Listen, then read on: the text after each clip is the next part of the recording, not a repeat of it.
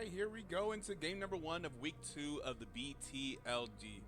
Honestly, when I look at it, I think these graphics are sick. I love this color scheme that we have for this, but we'll see.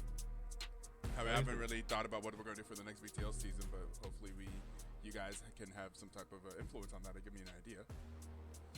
Thought about that, to be honest. But here we go. Both of these teams won their first matchup last week. One of them against me. I think that was Cory as a dog. Put the fucking brakes on us. They beat the brakes off of us. I'm not gonna lie.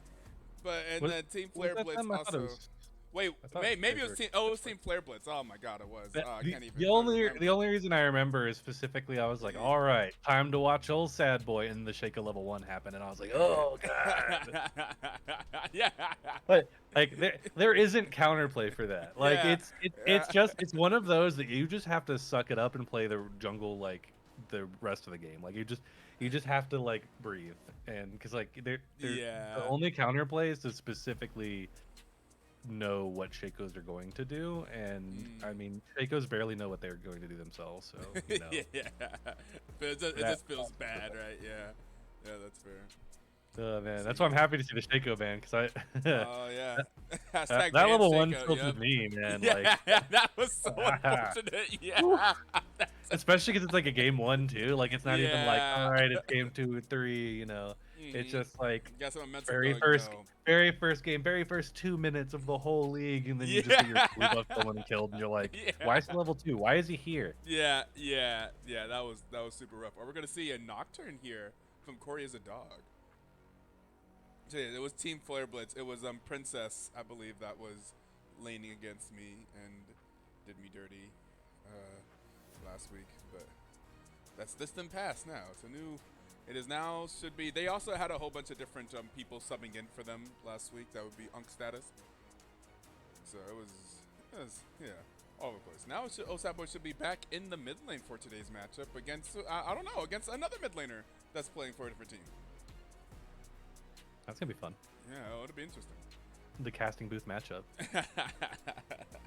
Long awaited. We're gonna get Bard here as well. Bard and Nocturne, interesting. I like it. Both. I do long range engages. It's interesting. I do like it, but there's obviously the area where Bard can really fuck over Nocturne. Yeah.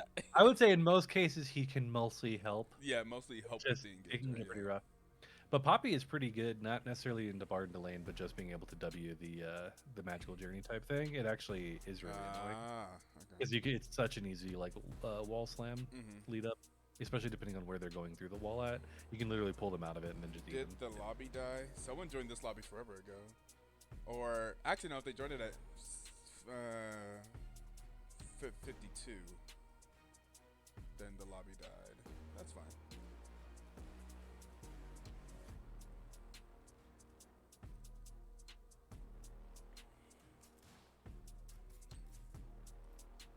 One thing that's pretty interesting to me is how much scaling is already in this game. True. Also, this one's also fun for me because you've got Red Strike coaching on one side, and then you got my boy Whoosh on the other. On the other side, yeah. It's always fun. All these fun matchups. I'm gonna send you the T code. Yeah.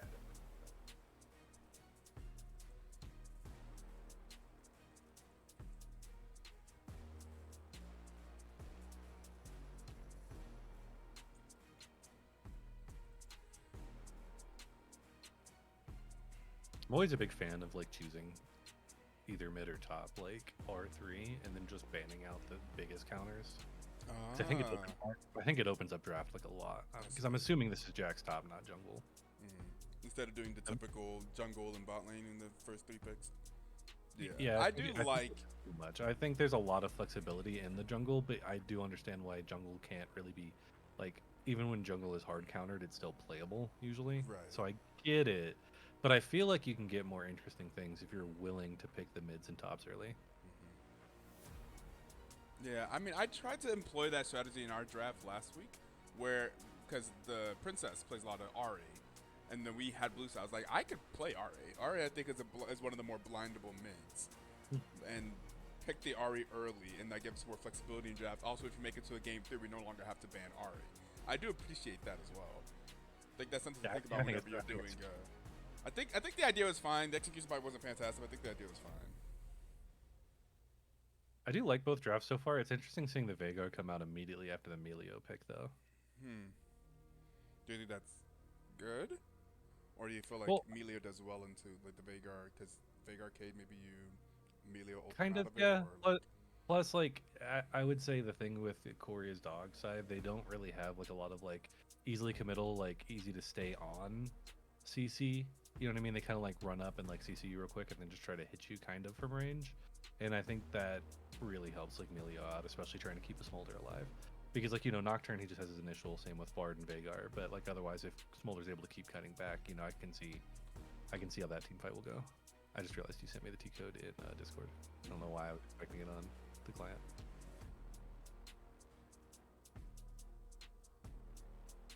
Kale. Okay, Scion. If I remember, if this is the Scion that we saw last week, was that somebody else's Scion?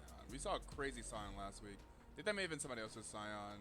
What happened to my spreadsheet? Someone messed with my spreadsheet. Cory is a dog. Dang that. Step it up. No, I think it was the same.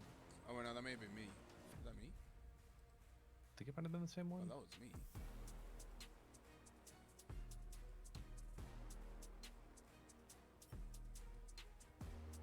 I accidentally deleted something. It's on me.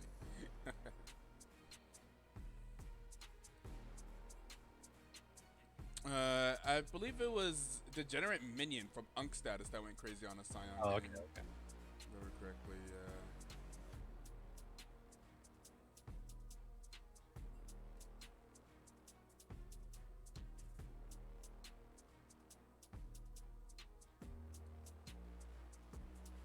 yeah, that was such a crazy game. I've never seen so much. This Degenerate Minion had 353 CS at 32 minutes, and he was like 30 CS ahead of 10 CS a minute the entire game. Well, the craziest thing to me is also this is after the boss nerfs that have constantly hit that Scion like over and over again. Yeah. Like the thing, the dying, and all that kind of stuff. So like, so watching a Scion still like kind of do that, I'm like, man, could you imagine if all those like nerfs didn't exist? Like, like, whew, that man would have been full build. Yeah, it was absolutely ludicrous. I personally still like I used to really like Scion as like the generic like tank top laner as CC. You can farm well. After the boss moments though, like I there's a part of me that just really hates it. Like it's so annoying, and I think part of that was the same season that I played a bit of top lane, and like I just hated the fact that I couldn't touch the map because like I just had to deal with like this degenerate Scion just constantly being like, yeah, I'm just gonna kill myself for the turret. I'm like, okay, well, I guess I'm never gonna team fight, so I'm just gonna like, you know, pray for like the rest of my team to just do whatever the hell they're doing. Yeah. It's not fun to play against at all. Same with Trundle Top. Trundle Top's also not fun to play against. Yes. I don't like Trundle jungle. I don't like Trundle in general. Trundle, whenever I play jungle Lilia, like when I was playing a lot of jungle ward for a little bit in my low elo thing, I was just banning Trundle just on principle. It was like it was just doing it just. I just feel like in the jungle there is like actual kind of counterplay. Yeah, you can do like, something. You don't have to jump or like run away. But Yeah, like top lane, you're just like, please just leave the fucking turret alone for like 2 seconds. Like just like it doesn't even feel like you're real. Like to me, like a real split pusher is like Fiora. Like it's not like I don't even think that they're as annoying as Nasus. And I'm like, I think if you're more annoying than Nasus, something about you needs to be tuned down. That's fair. Yeah, no, we've seen that in BTL history. We've seen what a Trundle can do. Oh, we lie. Yeah, I lost enemies to a Trundle. So yeah. Like it was even worse. We had 3 people wailing on him, and he ended the game just doing that. I like it was one of those things that I think you were even joking, like, oh, this is revenge for when we beat DPS because like we backdoored them, but like we had to be sneaky about it. We had like Lee Sin like run into their base, like hide under all the vision, place a ward. We had to like triple TP with like Ziggs, like you know, like we had to like macro god this shit, and then like literally the next week we have 3 people just smacking Trundle. And he just literally walks down the lane, walks past the tower, walks up to the Nexus, and just ends the game. I was so salty. I was so mad. I was so fucking mad. I was like, why does this champion exist? And I love Trundle. Trundle was actually one of the first champions I even played in BTL. Nice. Yeah, jungle. I guess if you're piloting it, yeah. But yeah, seeing moments like that happen, you're like, ugh, it's just a little bit gross. Well, it doesn't happen that often in the jungle because the jungle you build like one damage item, and then like Yeah. you kind of play around for your team, pillars and picks and stuff like that. Top lane, you just right click to the nexus. Mm-hmm. I'd rather be home anyway. I mean, but I do like both of these drafts, but I am a little concerned about the Kale pick from Flareblitz, to be honest. I don't know if it Concerned was about it? Yeah, I don't know if it's really necessary, and I'm not sure if They're it's already really scaling like too hard. Maybe. Kale that I dislike, or if it's like the Jax. Like I think it's like choose one of those Yeah, in this that's matchup. fair. Like yeah, because I am not a big fan of like let's choose scaling everywhere and then like have low CC and like low committal. Like and then now we can't win the game before 35 minutes. Like we are now it is necessary for us to get to that timer. Yeah. Your engages are like a Jax leap with leap strike. You know, just trying to counter strike people to stun them, or a poppy stun, and it's like, well, that's really hard because even though you got Milio, there's still a Veigar, there's still a Bard, and there's still a Sivir, and then you've got a big Scion potentially standing between you guys. Like it seems like it's a little difficult to pilot that, to be honest. It would probably be better, like more likely to succeed, if the enemy team is in a similar situation where they also don't have a lot of great engage.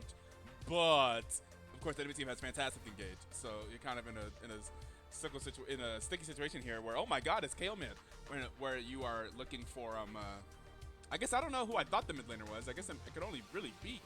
I guess Kale makes the most sense. I only thought it was Kale. I did know that the Poppy and Jax could be kind of flex. Like I didn't think it was Jax jungle, but I do know ISO prefers the Poppy top. It's just kind of interesting how you do the Smolder Poppy, and then you're like, oh, is that a support pick? Is that a top pick? Is that a jungle pick? Well, you know, we're not going to worry about like a top lane counter for that yet. Then you pick your Jax, and then you ban the Poppy counters. I actually like that a lot. I mean, the flex picks I think make the world go round, especially in Fearless. Yeah. That's But man, that team is just so scared because like, what is Kale going to do pre-16? You know, Jax needs Trinity. Like and to me, I don't Holder like back. picking farm scale into Veigar. It's like, yeah, Veigar is cool with it too, but Veigar's E is like much better than anything Kale could do before level 16. I don't know. I don't think Milio can even like do that well against Veigar E over and over because you still have the Bard follow up. Yeah. You still have Null, Nocturnal. Like it's really hard. Oh boy, they scaling to the moon. It's really going for the moon here. They're like Dogecoin back in the day. Like, I don't know. This is rough to me. Not a lot you can do. Veigar is very comfortable in this lane. I feel like everyone's super comfortable in their lane. And then whenever you get those level 6s, it feels like all the engages on the side of Cory is a dog. So they're going to trying to disengage, but they don't have like that many great disengage tools. I guess it's Poppy E, Emilio Q, which are fantastic, and Kale ulti. Okay, so they have a few, but I don't know if it's enough. Well, they definitely have disengages for sure. So there's a world where you just keep Smolder like Q going. So it's not that bad. But the thing is if you draft like this, you better set up a dragon early. Like you better be the first ones at the objective. Correct. You do not want to be pushing in late because like if you're pushing in late, you don't have an engage and they can start engaging on you. Yeah, you can disengage, but then you're still gonna have to go towards the objective, and that's like the problem. Like I think their comp is completely fine if like you're going from the standpoint of imagining Cory as dog like coming into you, blue side just going towards you. But I think if like, you know, you're going to have to walk into them, I think it gets really tough. Yep. That's fair. We're gonna hit that 3-minute delay. We'll see if Team Flareblitz is able to make this scaling composition work, or if Cory's a dog can kind of force the game to end at a reasonable amount of time. And the thing is, they also scale well too with Veigar and Sivir, so they're not really necessarily afraid of playing a scaling game. So I think it's better to kind of have a little bit of both of that, play both timelines, a dual timeline type I agree, of but playing thing, Nocturne which here is is kind of annoying. sometimes difficult for NBA teams to do, but in thinking towards the League of Legends, you can do a dual timeline, and we'll see what happens here. They're not the Los Angeles Lakers, so we'll see what happens. As we go to a break, we will hit you guys with that 1-minute ad to turn off the pre-roll ads, and we'll catch you guys whenever we load into the game.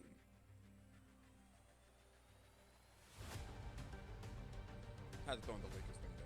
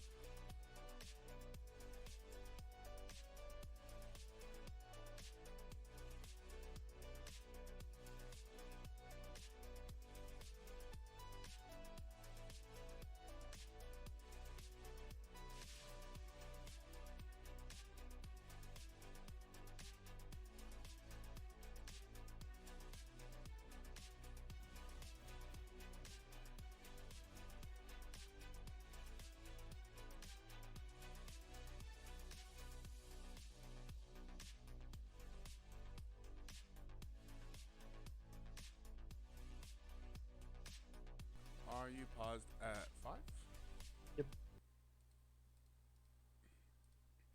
Okay, let's get into it. All right. 5, 4, 3, 2, 1, play.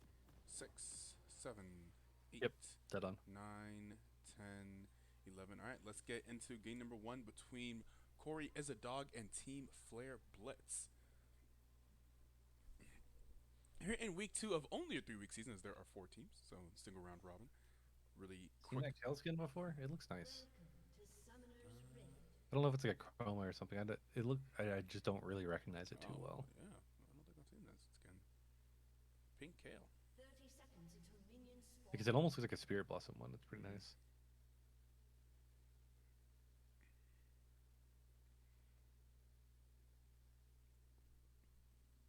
Interesting to see the Nocturne and the Bard covering the same entrance, but you know.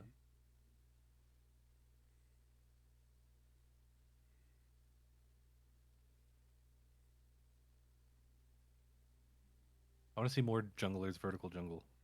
Ain't nobody playing that. It's diabolical. It's a whole different. It's a whole different thing. I feel like it's tough because it's not something that you can necessarily practice in low elo solo queue. Actually, it's pretty easy to practice, I think. Just in the sense that, like... You think you could force it to happen in low elo solo queue? Not solo queue. Not solo queue. Yeah, But I mean, if you're playing flex, I think you just do a late invade, and then you just make it so they can't go to the bot side of their jungle, like, at all. Okay. Or, like, just whatever side of the map, and I think you can just try to force that over and over again.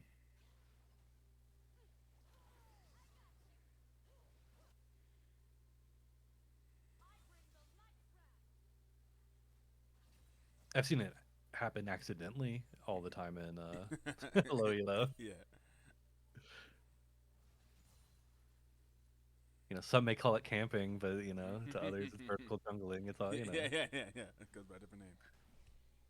Because they're not doing it to vertical jungle, they're doing it to camp. That's for sure. Usually, like, they're just like, yeah, I'm just gonna keep gigging this guy. Kind of surprised to see the really, really early ward from ISO deck in the top lane. That is very early. I feel like that ward probably expires before the jungler gets there, right? Yeah, I'm Certainly? assuming he Yeah. probably walked up and saw Scion or something like that in the bush. And I mean, if you're freezing too, you don't really need it. But I'm always a big fan of trying to use like your wards usually for information if it's this early, rather than trying for like to be defensive with it. Yeah. Well, if you get like an early push and can put in a little deeper ward to try to get a see if you Yeah, can these see top a laners aren't here to it. farm; they're here to fight. Yeah, I see that.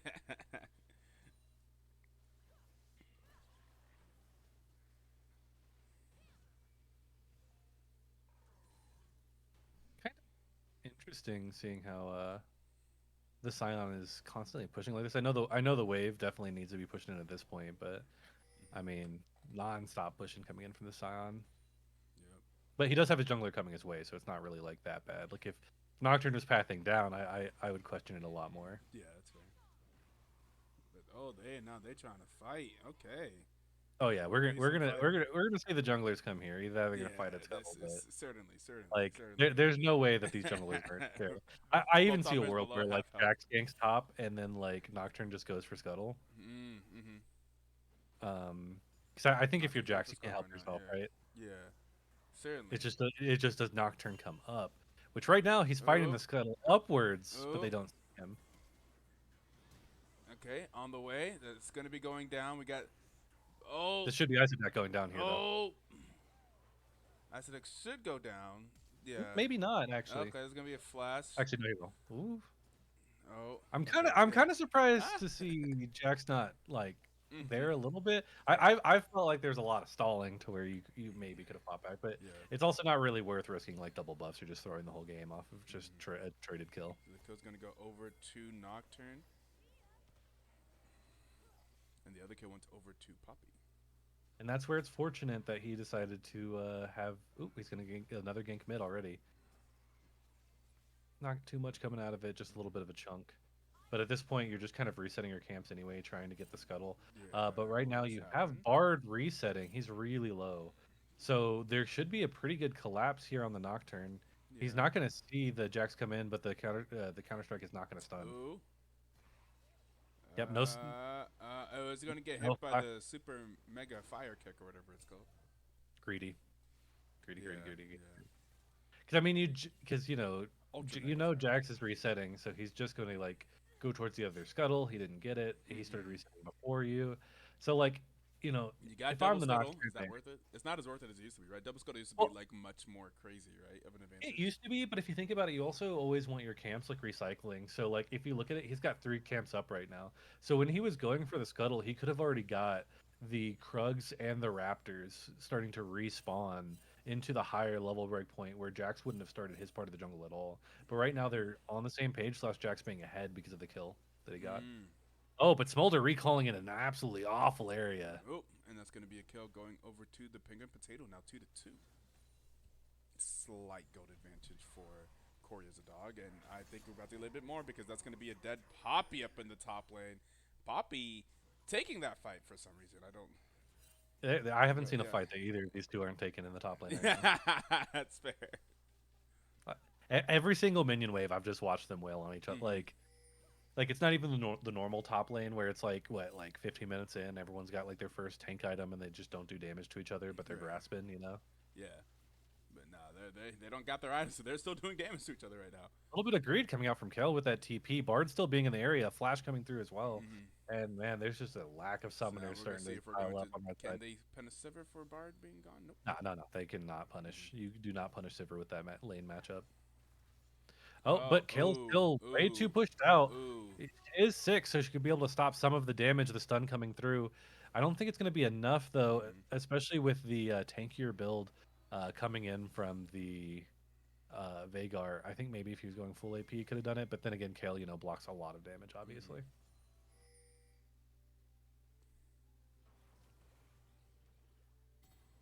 Ultra mega fire kick. I love that name. It's so fun.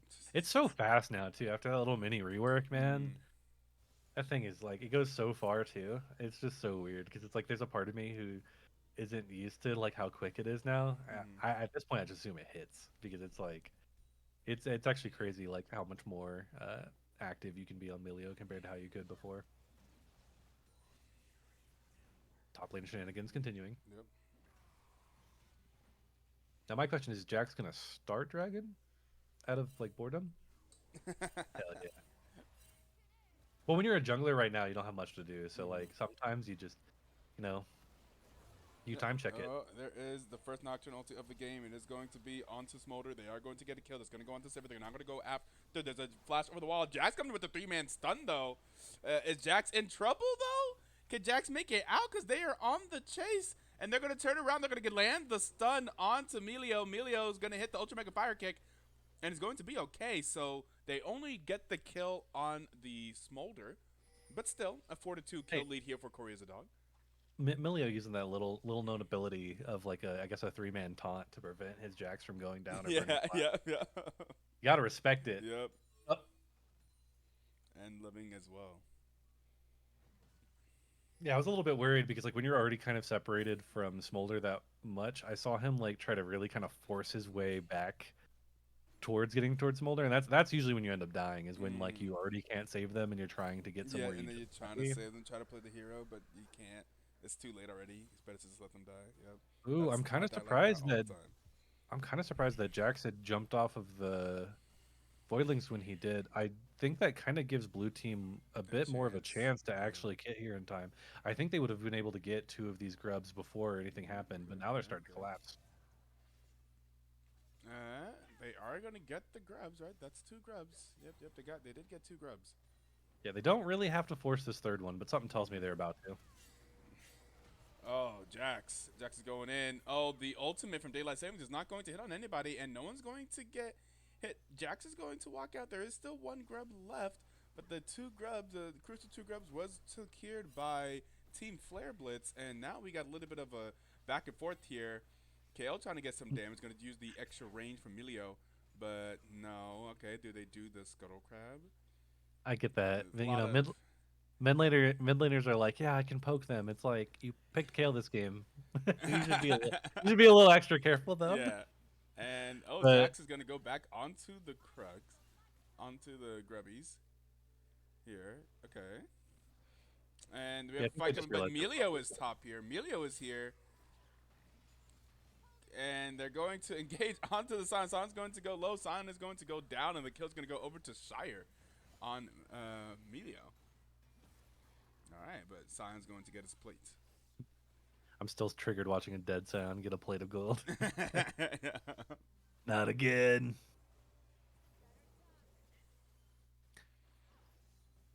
Yeah, so far, Smolder definitely struggling to get his stacks, but that's gonna naturally happen. Kind of surprised he decided to clear the wave specifically like that, or they decided to clear the wave. I guess it's just to prevent the plate before Melio gets there. The way I see it though is I think that was like 3 casters worth, like there are 3 stacks in the casters that was charging up. So like at some point I'm like, yeah, I don't care if Sivir gets gold. I just need to hit 225. It's the mini game addiction that Rito likes to have with champions. Right. You can't help it.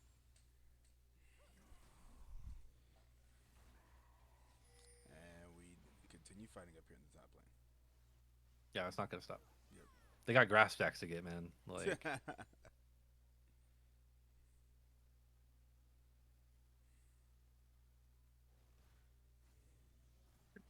probably gonna see a Nocturnal in the bot lane very shortly. The real thing is like he's definitely gonna get Krugs first, right? Because you gotta get your farm on. I know Jack's gonna be in the area, but nope, it looks like Nocturne's gonna look immediately. I kind of would too, because like you see Smolder sticking around with very little HP. This is the best time to do it. If you go for Krugs, there's a good chance Smolder might reset. Ulti into it, or what are they looking here for? What are they waiting for there? For that? There it is. They're gonna see I'm it. kind of They're surprised gonna they There's the did flash. it like that. 2 flashes. Okay, now they did get the Bard ulti. Oh, but they missed the Bard Q. But Smolder's gonna go. No, not gonna go down. It's gonna use the barrier, and Smolder's going to be okay.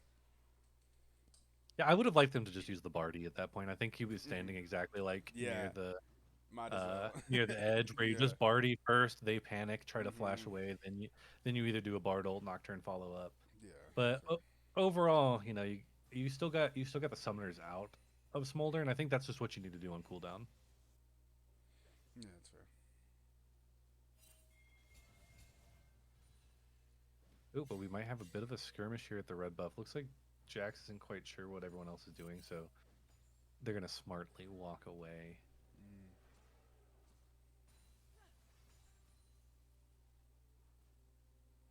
I think it's just gonna be like people taking time for this dragon setup. The game's going a little bit slower than I thought it was with how they were. Yeah. Have to lie. But I mean, scaling. Which is good for I think if you're Team Flareblitz, you're fine with that. But I feel like if you're Cory's a dog, you can afford here in the mid game, as everyone has their ultis and stuff like that. In this mid game, to try to be a little bit more aggressive. Man, I don't know if I like this Veigar build. I think this Veigar build's way too defensive. I just think that you already have like a Bruiser Nocturne, you have a Tank Scion, and then you have a Bard. Oh, I feel like I just realized. Yeah, that's Winter's approch first. Interesting. Because I think if you want the survival and scale, I just yeah, I don't think you need that against scale. If you're up against like a super assassin or something, like a really bursty team or something, I could see it, but I don't think. Yeah, we're immediately going to see a Void Staff following too, and I don't see any magic resist starting to stack up on the side. Interesting. And there goes the low cooldown of the Noctowl. Yep. They're going to sit there and try to get onto Jax a bit. I don't know if Kale's going to be able to get there in time, so it really just depends on how this part. Okay. Jax, here's a teleport coming in from Kale. Ooh, Veigar does not want to be there. But then again, Veigar's so tanky. Okay. Maybe Veigar does not want to be there. Veigar, he goes where he pleases. Yeah, no, I forgot. You can flank as much as you want when you get almost a fully stacked Fimbulwinter. My bad. Yeah. I was unfamiliar with the game. The Kale will also coming through as well. And now at this point, I think Red Team just needs to kind of lick their wounds. Yeah, I think you need to go home. Veigar is happy with that extended fight. Yeah, sure. Let's just keep poking at each other. Yeah, I want more stacks too. And that's gonna be. So we were talking how they need to. Team Flareblitz needs to be at these dragons. That's gonna potentially be the first 2 dragons going over to Cory as a dog.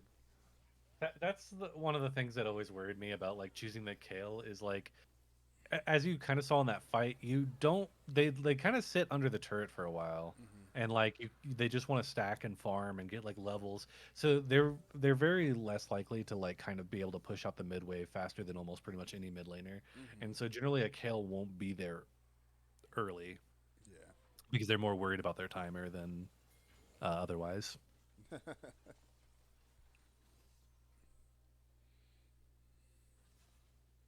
But level 11 should help the wave clear a Oh, lot. We're going to see the Nocturnal come there's through gonna be the immediately. flash. I have to admit, Squiddy is getting a lot of value off of that Hexblade. Oh yeah. Yeah. These are a lot of Nocturnals coming through. Mm-hmm. Love to see it. And usually Burning Summoners as well. See them chunking blue side a lot. They should be able to try to get Herald out of this. They're actually going up for a full-on dive. Ooh, that's gonna be a very low health Jax, but maybe save Ooh. there. Oh, no, probably a very dead Melio unless Melio has flash available. Which Melio does not have flash available, so Melio will go down. That's gonna be a kill going over to the Nocturne now. 2-1 and 2. 4 out of 67% KP for the Nocturne, tied with the Bard. Yeah, Melio dying for Jax's sins there. Yeah. Big oops. I think that they were perfectly set up to just get the Herald. Because I think that blue side was just so chunked Mm. that there's a good chance that they wouldn't be able to really contest, and if they did, you have the Poppy ult to knock them away. And you really don't want them to Even get though these it's down early by a ton. objectives because you don't want the game to be. You want to be forced into game state where it's easier to end early. And if they get their Ripped Herald, if they're able to push down some towers with already stacking dragons. If we get an early Soul and an early Elder Dragon, then their game plan is met. Then it's like their comp is screwed. I feel like you can't let those things happen. Those things help end the game. All these neutral Yeah, help end the game. especially because they fight better when things are being pushed onto them. Like they're pretty much a Yeah. disengaged comp, but you have to be careful with these constant engages. You kind of want to sit kind of and wait and almost bait the other team because I do feel like Yeah. blue side will be very easily baited into fights because I honestly think you can just Yeah. show up somewhere, be a little weak. Nocturne's not going to be able to help themselves. They're going to press R. We know it. I've seen it. Yep. Then you have a Poppy ulti, you have a Kale ulti. You Yep, you have ways of Melio, disengaging. You have Jax. Melio. Yeah. Because like that's the problem of when you're constantly trying to engage like with Jax is once you use like leap strike, you're in or you're out. Mm-hmm.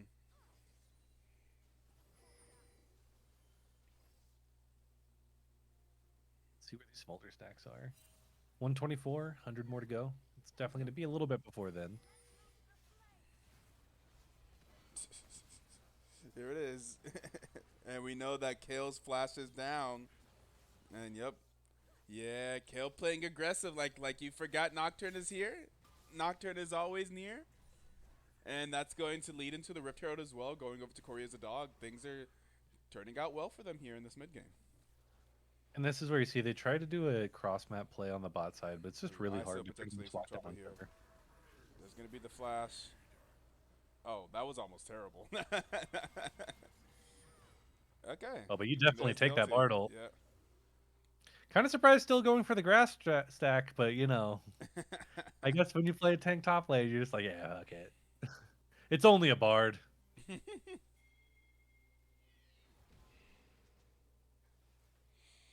I think they would have had better luck trying to do a cross map play bot side if they basically kind of just pushed the bot wave and then waited a little bit for a Jax dive, and then you try to take the bot lane farm. Speaking of a Like dive. that's the way I would have done it. Oh, they're just gonna take the tower here. That's smart. And Yeah, that's now much they'll better. just kill. And yeah, that's just I panned over when you said speaking about a dive, and I'm like, diving a Poppy is a little tough. And then Yeah, they just start yeah. hitting the turret, and I'm like, Ah, good, yeah. good, good. Yes, correct. They are going to start taking the bot side jungle like they definitely should have, but it is known. I'm assuming it was spotted by the minions coming through. This Jax has to get out of dodge, but the problem is with a juicy red buff, how can you just leave it? Okay, they saw the Bard. Bard didn't kind of wait before his teammates to come. He's going to try to take the gate, but should know that that's not going to work.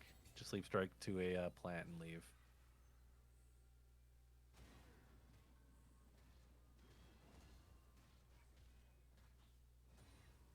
All right. Dragon coming up. Does red side get to the dragon early? That is the question. I think the answer is no. Yeah, They with have the Jax vision, though. They have recalling the right vision, there and the dragon up in 5 seconds, I feel like Don't worry, Kale will check this bush. I actually don't think Kale will check the bush. I think it's more likely that Milio or Jax will like walk through that try. I think there's a good chance that Kale will just wait for the minion wave, but Bard's gonna show up anyway, and definitely make sure that doesn't happen. Yeah. They're gonna lose the tower. They do lose the tower. They're losing a lot now. A lot of things. That's gonna be 4K gold. They're gonna lose their jungler. That's going to. Oh, they're not gonna lose the jungler immediately. There is the kill OT. Will Jax be able to actually get away? No. Here is Nocturne. There's a Nocturne. There's the Hexblade. There's a flash out from Kale.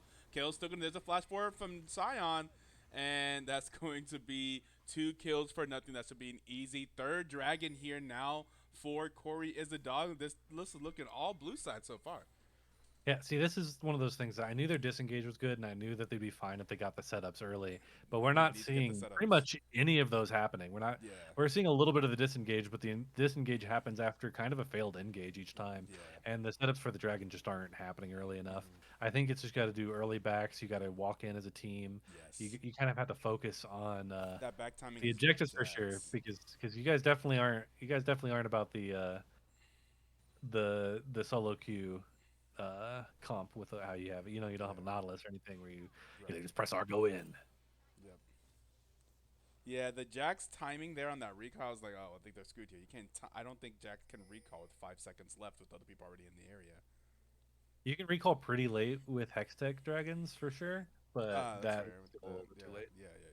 Yeah, you get there so quick, like it's so ridiculous. It's one of the worst things about trying to play a numbers game, like super early game, when you're dragon stacking really well, because you'll like, oh yeah, we killed them, let's do this, and then they're just already back from the hex gates, and you're like, oh my god, this sucks. I say that as somebody who loves the counter jungle. Those hex gates are right by those jungle camps I want, so it's like, why are you here? Why are you back already? Poppy's gonna go ahead and go for the turret here. Should be able to going to get it. That's a mullet stock. Oh, definitely gonna get it. There is the ulti. I still think Nocturne should be able to kill him in time. But man, this Poppy's tanky as hell. Poppy's Maybe tanky. Poppy just walks away actually. Poppy is Poppy. Oh, But there's no turret actually, so it should just still... Yeah, it's a bit too far of a distance to walk. And we'll Yeah, but keep at going least down. gets 2 to 3 grass procs. But man, this Jack's getting caught out. Ultimate fire kick for the disengage. But they're in trouble here. We'll see if Otacon gets approached by Cory as a dog. Yeah, super easy to throw at. That's for sure. That thing does hella damage. I do think though, if you get it, Otacon just feels like the most OP objective right now besides Soul. The 15% current health like explosion is crazy. I didn't know it was that much. 50% of current health. Interesting. Yeah, and it slows like it. That's how like if you end up getting that or sneaking that, fights will just turn. And we're gonna see them just go for Otacon here because red team is just over-indexed a little bit too much on the Scion. Yeah. But when you're this far behind, could you have contested Otacon? That's always the question. Right. True. Fair enough. We're gonna see a very interesting a Herald. teleport here. Oh Kale. no! Yeah, Vega, you run into that wall. No. See, this is why you take the Thimblewinter. You're just so tanky. There it is. Oh, honestly, that Smolder roll I would say is closer than Comfort. That's at 62 HP. If it was any earlier, that Miss Smite would have been a bit rough.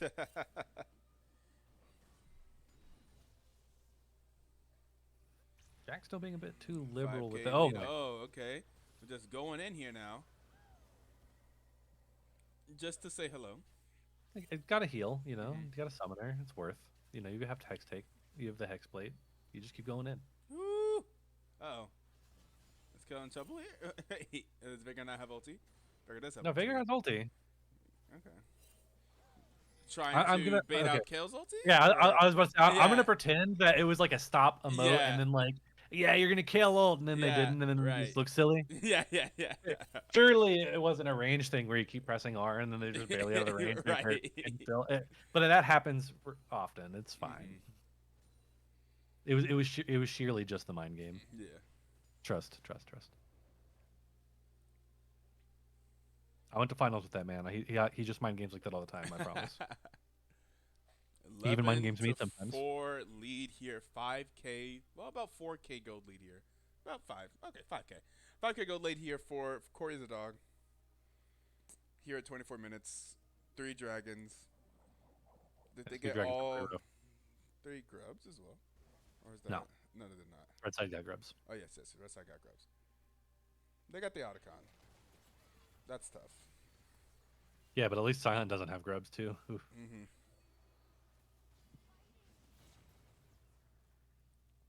Does the Ignite kill? Yep. The Ignite does kill. Bar is going to get the kill. Poppy is going to go down. Poppy's down for 40 seconds. The Baron is up. The next dragon is coming up. This dragon is Soul. 30 seconds on potential Soul, and it's going to be Hextech Soul along with the Otacon, and it's going to be so tough. I know other souls might have higher win rates or whatever, but I always felt like Hextech Soul has been like the most broken since it's come out. The static shift was the slow most bad. in Yeah. gameplay, it's just Yeah. like, oh my god, Yep. it's over. Yeah, now imagine even the static shift slows, and then you got the Otacon slow on Yeah, top exactly. of it. That's what I'm saying. Like- With Otacon, oh god. Yeah, when you start losing a fight, you lose a fight. Yeah.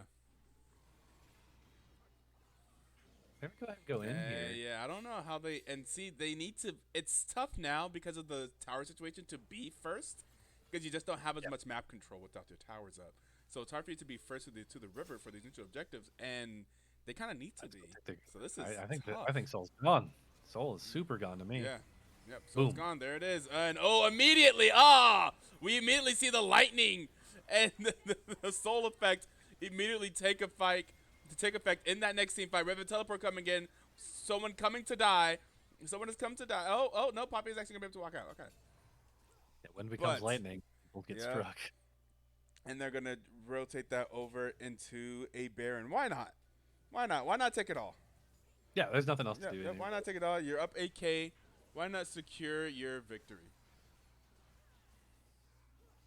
Yeah, and I think at this part, it's too hard to be even red team because you Yeah. said, you can't even set up anymore, and like your whole comp is designed to really like set up and be in areas early, and when you can't manage that, the game's just really tough. They're gonna look for a pick here on the Poppy. I don't think that anybody on red side will Ooh. about this. They deal damage too now. Yeah, even to Poppy. Yeah, at this point, you're just kind of sitting on the Fimbulwinter with the Mm. Vagar. You got the Rabadons, you got the Void Staff. You're full build. Everything else is fun. Yeah. All other items are for fun. That's why at this point, if you got these items, yeah, sure, you can build other items on Vagar, but you build Lichbane because Lichbane is fun. You don't need no Zonias. What the hell? You only blocked 150 damage to a Fimbulwinter. You don't need no Zonias. Nocturne just going in for fun. It was to get to the minion wave faster. You know. Genius. Yeah, there it is. Here comes Go the ahead and push. back off of these Baron minions. I'm gonna punch you in the face. I'm not gonna lie. If I was Smolder, that'd actually make me salty. So it's worth. Ult's gonna be up in 40 seconds. You know what I mean? So Mhm. not for this minion wave, but it'll be up for the next minion wave, and that's already, it's not bad.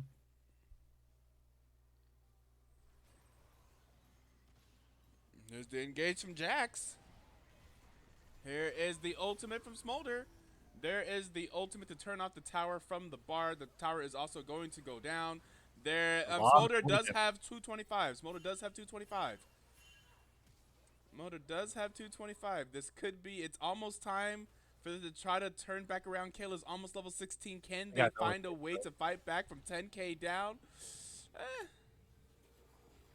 Let's just see if they're part of the Turtle Club because that's pretty much what it's gonna take. Yeah.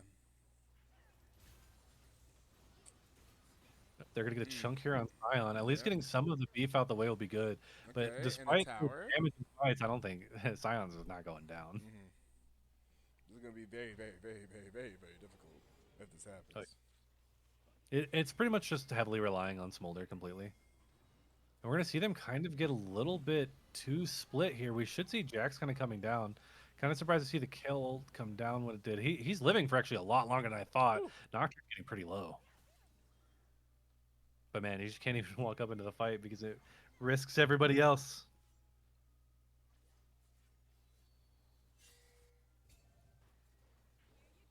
See, Jax, you're the one that needs Zonias now.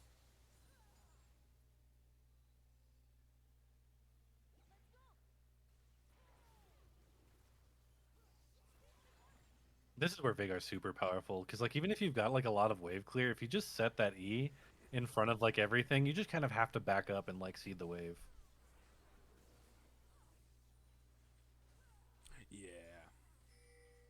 Veigar is just so strong. Yeah. Oh, Poppy almost saw something for the Sivir, but of course, careful with the spell shield. Now this is gonna lose the towers. Yeah, I don't think they can force a fight here, but right now is when they want to fight more than anything. Mm-hmm. Because I think that they're kind of chunked enough that it wouldn't be bad, but the problem is like, how do you engage with the comp you have? Yeah. Kale is hitting 16. Maybe they get greedy because Kale stole some minions, but nope, it looks like everyone's just going to go ahead and recall. We're going to see if they can stop some recalls here. We're going to at least see Poppy try to E. Nobody gets caught, though. Mm.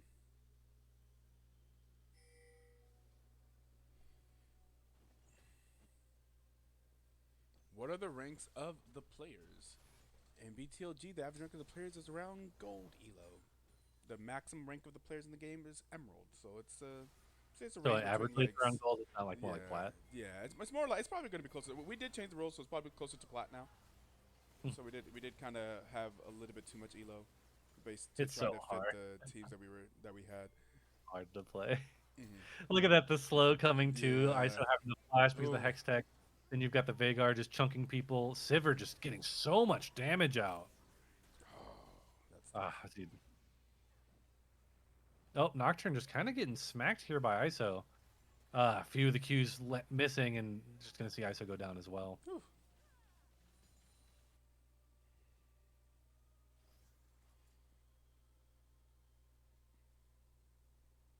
So my question to you is like, who would be your MVP so far of game one? Would it be Nocturne with all the R's, or would it be Bard with being everywhere? Oh boy, I would try to I talk think about it's it early. That way we Nocturne. can like kind of I like. think it's Nocturne. Although yeah, Bard has been doing a lot too. 16 KP, a little bit more KP than Nocturne to Yeah, be that's why I kind fair. of lean Yeah, toward yeah. Bard a little bit. But To be fair. I do think that Noct is obviously like I think it's either or, right? Yeah. To the end right here. They do in fact. Yeah. Guaranteed. Yep. That's gonna be game number one in 32 minutes. Yep. You had.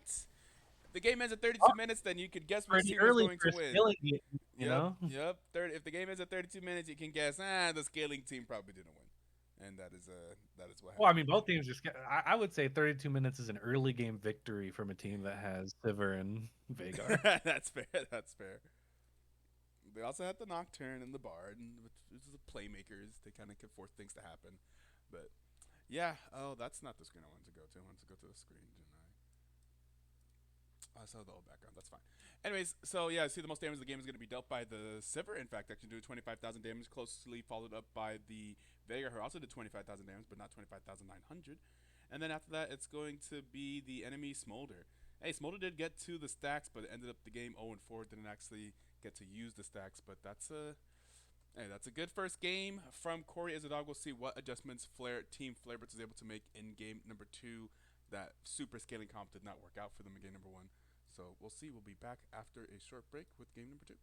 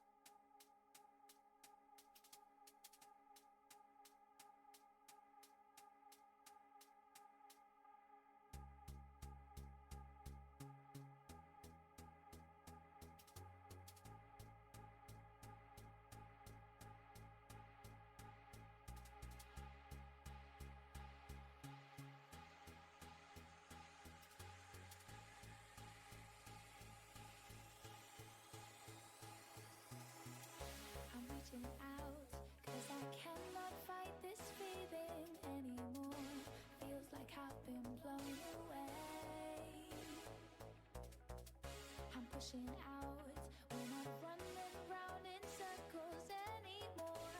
Feels like I've been blown away, and I won't do it again. No, no, no, I won't do it again. No, no, no, I won't do it again.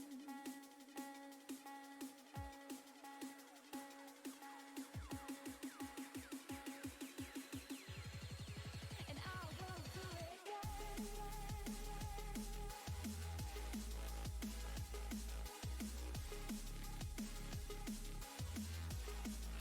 And I won't do it again.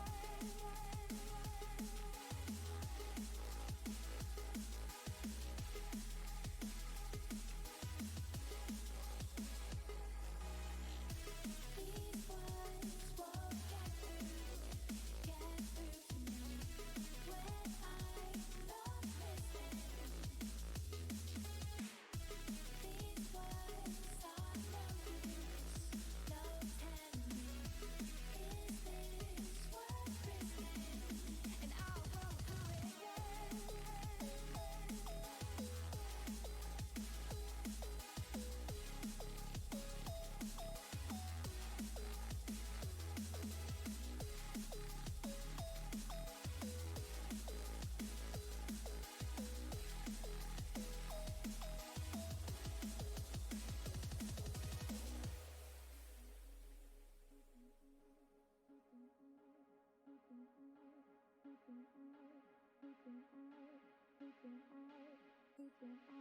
I'm reaching out, 'cause I cannot fight this feeling anymore.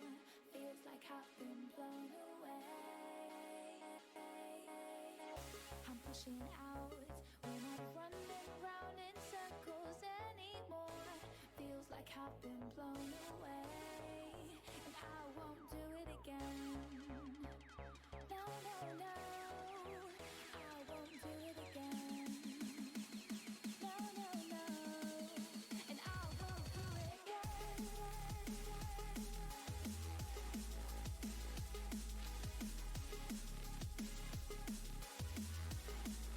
And I won't do it again.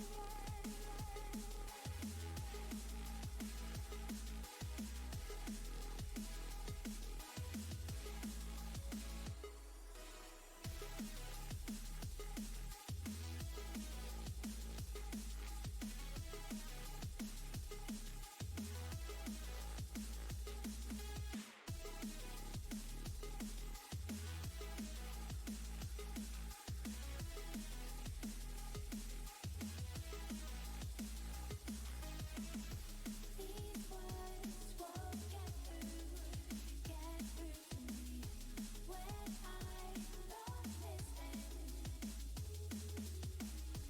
These words are no use, no telling me, is this worth risking? And I won't do it again.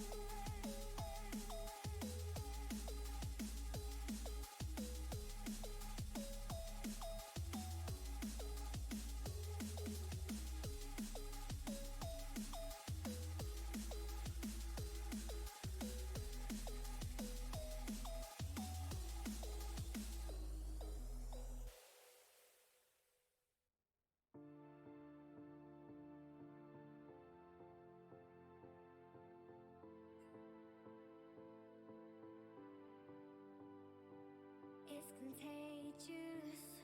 Tell me, do you feel it too? Mr. Magician, tricking me to loving you. Turning pages, looking for something new. But the rain is stopping me from pulling through. I'm gonna take a deep breath, cut the loving in two. 'Cause I'm needing nothing, coming straight there from you. I'm gonna take a deep breath, cut the loving in two. I'm gonna stop the song before it gets to the drop, and I'm not gonna want to stop it. All right. Let's get into game number 2 between Team Flareblitz and Cory as a dog. Cory as a dog taking a pretty convincing victory in game number 1. We'll see if there is any change of strategy here in game number 2. Remember, this is a true fearless draft, so all 10 of the champions that were played in game number 1 cannot be repeated and played here in game number 2. That means no Smolder, no Poppy, no Jax, no Melia, no Kale, no Sivern, no Nocturne, no Bard, no Veigar, and no Scion. All those will be disabled for this second draft, and we're going to start off with B1 Kaisa from Team Flareblitz. Okay. I'm back. Already a different champion. Oh, of course, we were gonna of course see a different champion, but yeah, we're gonna see what happens here. Cory is a dog with the Zillion. It is gonna be a Zillion. Zillion locked in. I love to see some Zillion. Zillion is a favorite character of mine. I think that character is so interesting. The things that you can potentially do. I like playing the character mid. Turns out Zillion mid is a thing from like 9 years ago. No one really does that anymore, but I used to play competitive. Zillion mid was one of my favorite mids to play. So. No, on the current version of it. Okay, I was about to say not the one that is like the point and click queue. So you just like QWQ. No. Blow people up. Yeah, no. The one that I think the AOE stun is also pretty good. So that's another reason why I enjoy it. The skill of it too. Rel, okay, Team Flareblitz already now with some better engage options immediately.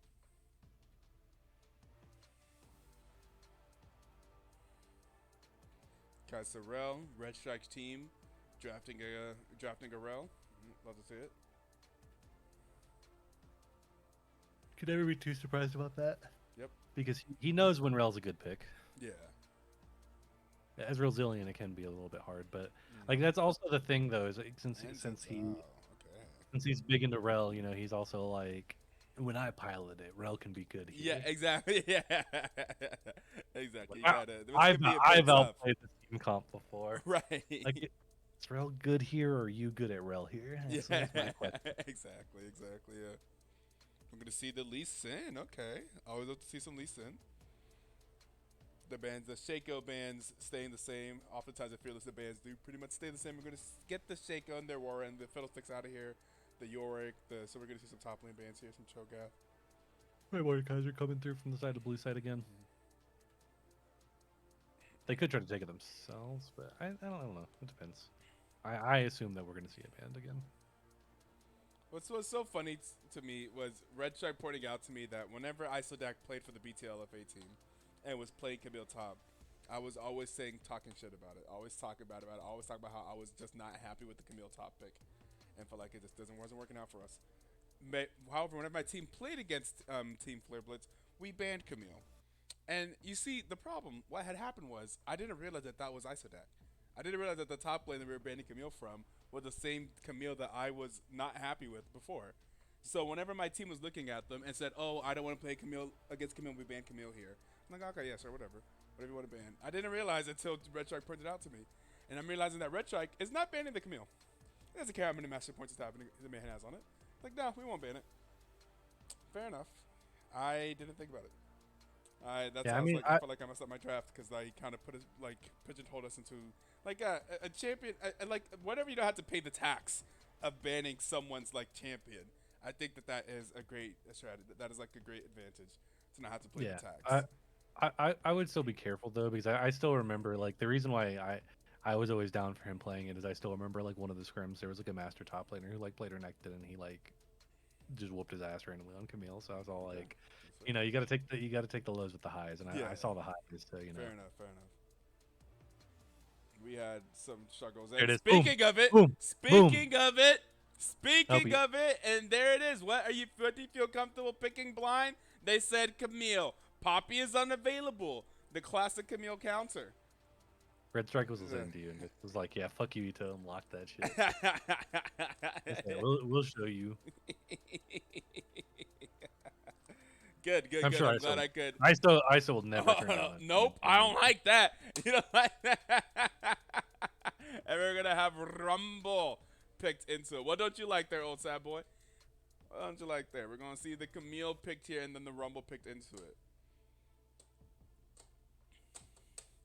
I like how I feel like I spoke that into existence. I had a whole story about it. It's like, and Camille. I'm not leaving Camille up. As someone who's playing a carrier, like, nope.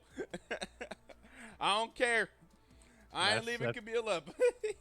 That man has scars against Camille. I feel Yeah. that, especially in the Divine Sunder era. Oh my god, get this champ out of my game. Yeah. We are gonna see the Zillion Okay, mid I though. said okay. Oh shit, you're right. Oh baby, I have someone I want to win. I see a Zillion mid. I mean, my favorite is locked in. I mean, it could be AD Thresh mid. You know, the dream. Essence Reaver IE, it's OP.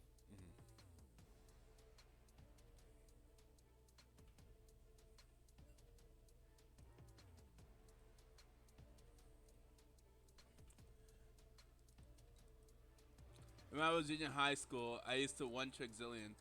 Oh my god. 5-6 years ago when I was in junior high school. That makes me feel old as hell. I always feel old as hell now. Oh my Everything makes- god. 5-6 years ago when I was in junior high school. Oh no. I mean, like, I get out of bed and I feel for old. me, like, it's like 5-6 years ago when I graduated college. Oh no. I was in junior high school before this game was released. Oh no. I was like, oh, you're playing Legends in junior high school? That's crazy. I was in junior high school in 2007 and 8. The misery.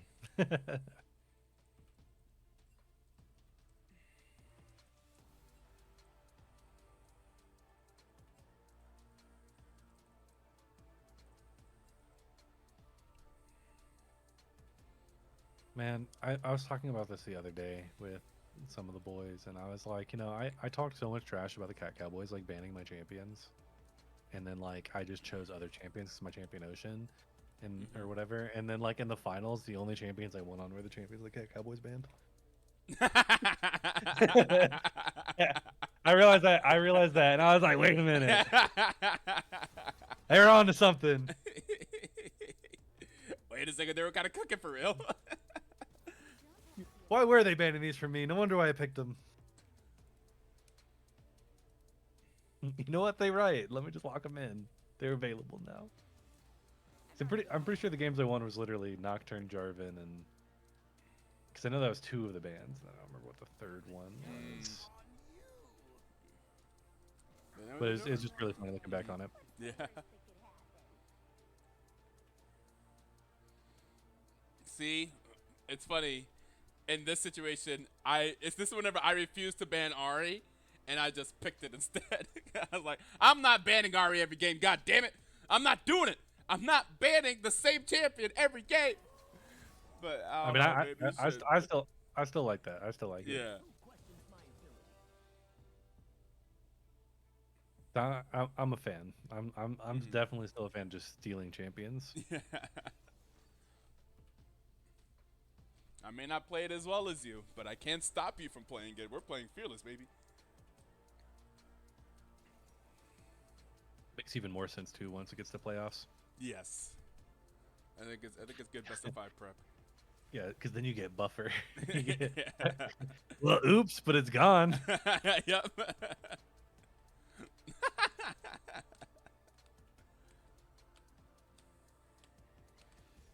I love Fearless though. I think Fearless is super fun. I personally wish more people would steal each other's champions like that. Because I do hate that it's Fearless and we see the same bands over and over again. Yeah.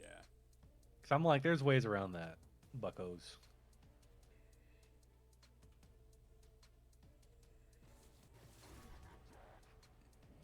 Etoe and Nivea confirmed for later is crazy. He's over here trying to listen to the cast to get the draft info. It's crazy. Wait a second, turn off the cast. What are you doing? He said he got to prepare. He taking notes right now.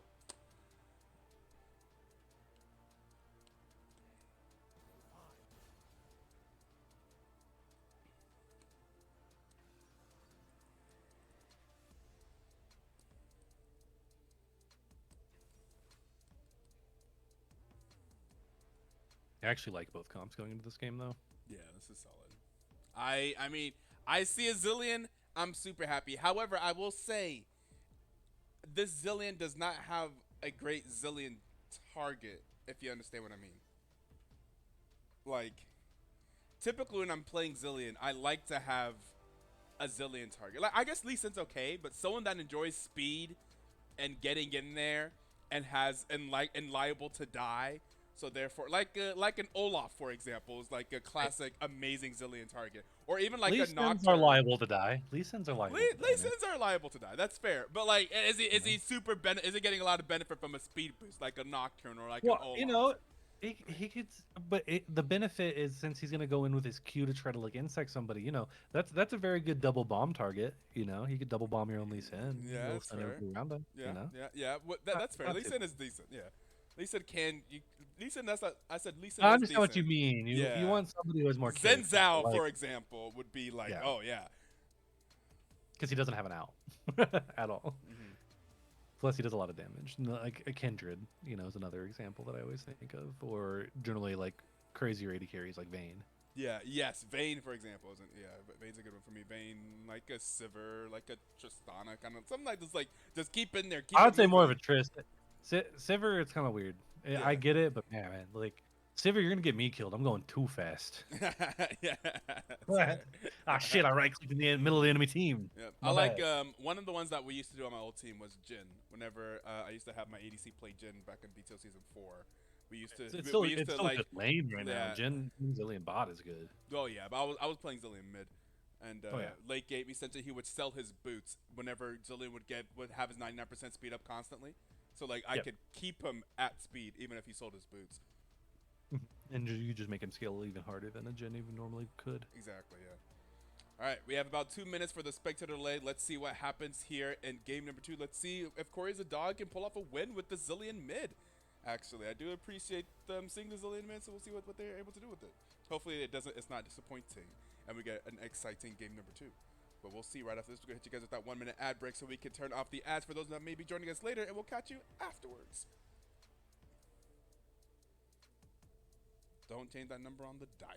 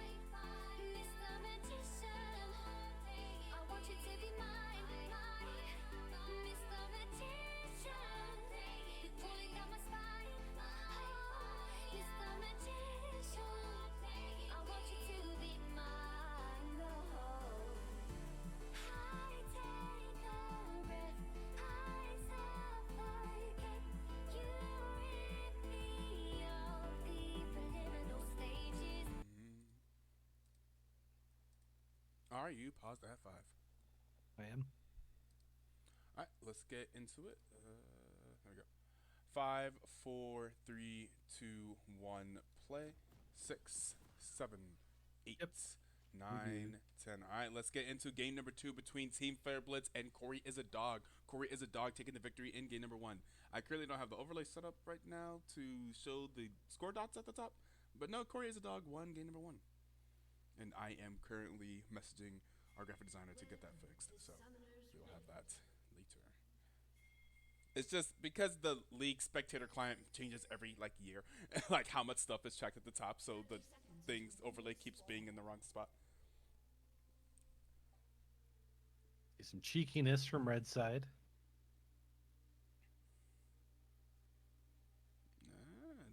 They do have the thresh. They do something with it. They do have the thresh and the Lee Sin. This is there's the flash. There it is. And they're on to Isodak. And that's going to be first blood going over to the thresh. And they do something with it. And in exchange for the flash, and Isodak doesn't even, Camille doesn't even bring flash. Camille doesn't even have flash. Camille didn't have, oh no. That's right. The Camille couldn't have flashed if she wanted to. Oh boy. Knowing my luck during invades like that, it's probably right when you press tab. Yeah. Yeah. They are going to bring out that thresh did in fact flash. And that was the ignite from Zillion, actually. That was Zillion's ignite. Zillion is also bringing ignite. What in the world? All right, baby, I love it. Let's see that. Let me see that. I mean, hey, you're better Zillion than me. I do not be bringing flash typically. Ooh, and immediately killing the thresh, getting it back, does not have flash. Yeah, very true. Pick a potato, looking for some more, is going to get something to the flash forward. Oh, but not going to be able to get it. But Ezreal got a little bit too. Crash down for the crash out. Yup, and there's the crash out, and that's going to be the kills being traded in the bot lane. They're able to kill the thresh and the Ezreal in exchange for the Kai'Sa. Okay, so we are starting off fighting. The only thing about that situation that makes me a little disappointed in blue side is if I was blue side, Isodak should have typed worth in all chat. Fair. You can't forget these mind games. Exactly. We're gonna see an early. Speaking of mind games. Oh my goodness, an early lane gank potentially from the Lee Sin. Oh, and Isodak's going in right here. Oh, yeah, and the Lee Sin is here. Oh, whoosh! I just realized that also they changed around their who's playing where, by the way. I just realized Clarity's top as well. Yeah, Clarity's top was jungle. I didn't realize it was this changed. I was like, oh, okay, Wish in the jungle, that's like fun. And then I read the Rumble name just now. I'm like, I didn't expect her to have changed lane. I'm confused. Oh, there's a flash. Agreed. More flashes. Oh, the green. Oh, but here is the Clarity. Oh, T4 OD. Looking for it is going to get. It's going to be the feats of warfare going over to Team Flareblitz. Yep, and he's Zinzao will be able to just clear the jungle as normal. Yep. Lee Sin will be going bot side. I'm assuming we'll just probably see a regular clear because like very often you don't gank too much after that happens. Like you're like fuck, okay, hold on. yeah.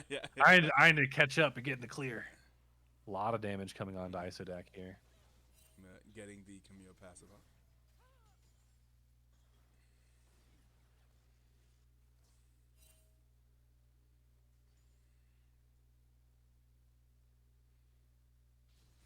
Let's see, what skin does this Zillion running? None?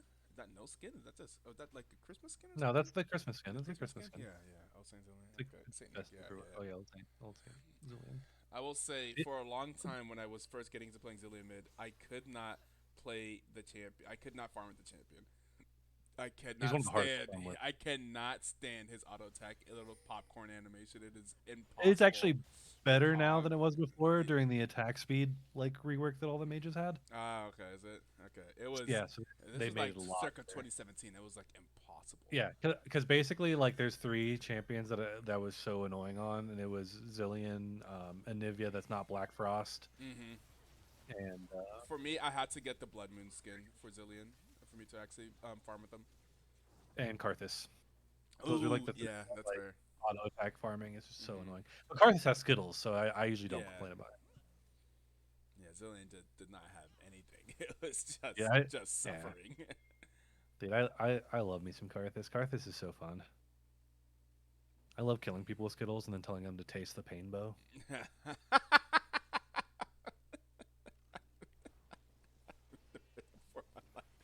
Oh, here's Thresh. There is the Oh, I'm flash from surprised that play Princess. didn't hit. Yeah, That was a okay. great flash. Great flash by Princess. Oh, Oh, we're seeing Thresh squad. in. Thresh potentially in trouble. Oh, daylight savings definitely in trouble. Oh, is gonna speed off away. Okay. That's why you like And Brazilian, should be right? okay. Yeah. Oh yeah, Zillion always has a fantastic KDA. Zillion, yeah. Yeah. I remember Look, whenever I was trying they're to cut get my out. level Swims 7 as away. Zillion, yeah. It was always so hard because whenever they used to try to make it a challenge to get higher mastery levels on a champion, and I had to get like 3 S's or above in order to get level 7. I struggled the hardest with Zillion because typically how it worked is your grade would be dependent on like the average like Zillion. stats for that character, right? For that champion. And the average Zillion's KDA is always amazing. So like being like 5, 1, and 10 didn't mean shit. I still wasn't getting S's. It was ridiculous. Oof, not the best Rumble R though. Ooh. But the Doesn't Camille matter. does go right on top of it, Yep. so oof. Camille didn't really have too much to go. I keep forgetting that they went Ignite. Yeah. Never mind. Which I'm still fine with, but I mean like that you do get a little You put yourself in a certain situation. Yeah. Certain vulnerabilities.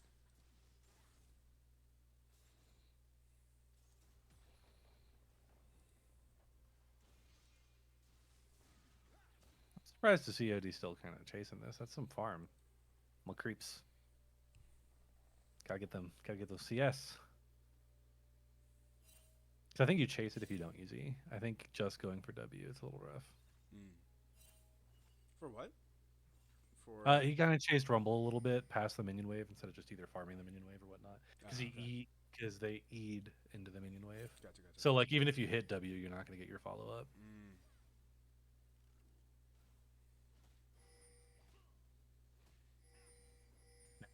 Wish noticed the pink ward.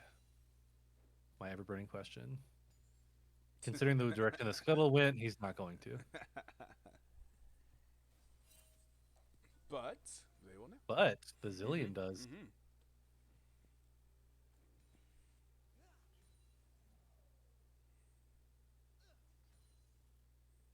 The Zillion just gets here. Yes, had to have. Mm.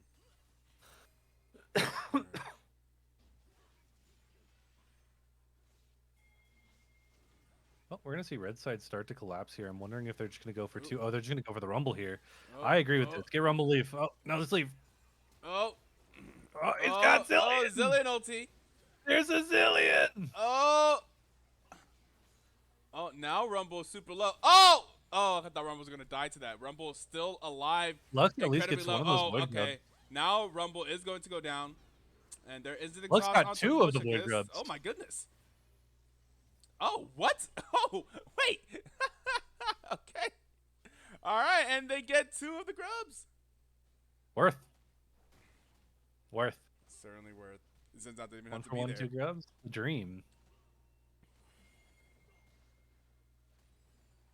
This game's much more early fighty back and forth here. Well, I'm not surprised at all. Yeah. There's a lot. There's a lot more. Yeah, these comps are very ability different. on the champions. Yeah. Okay.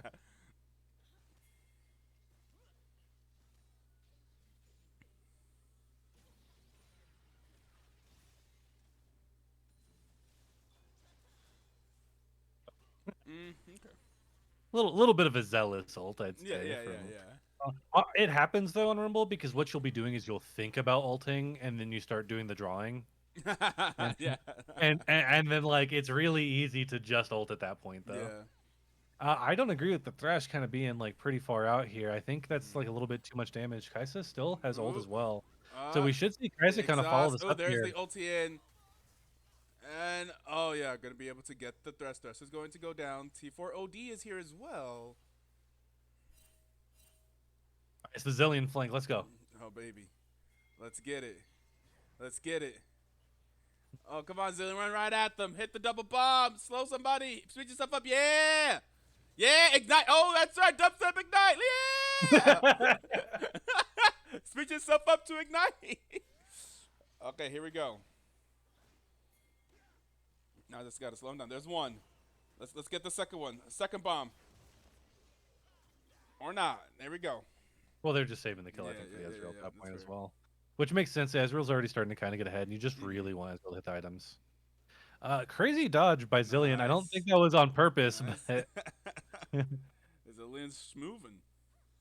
well, because I mean, I'm pretty sure Lux was out of vision, so I think I think Zillion just happened to move a different direction. Okay. I'll give him the second one, but Zillion kind of feeling it a little too much, Oh, maybe. But they get the flash. The I hook was doesn't like, land. can you hook and flay into the bombs here? Not sure. Yeah, you can. I love that shit. You know, since Thresh has been considered like underpowered for a while, they should give him his hook flashback.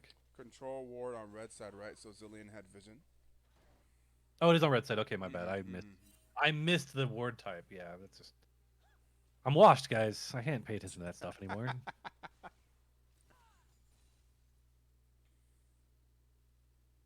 My brain just was like, yeah, it's a red ward. It's just red anyway.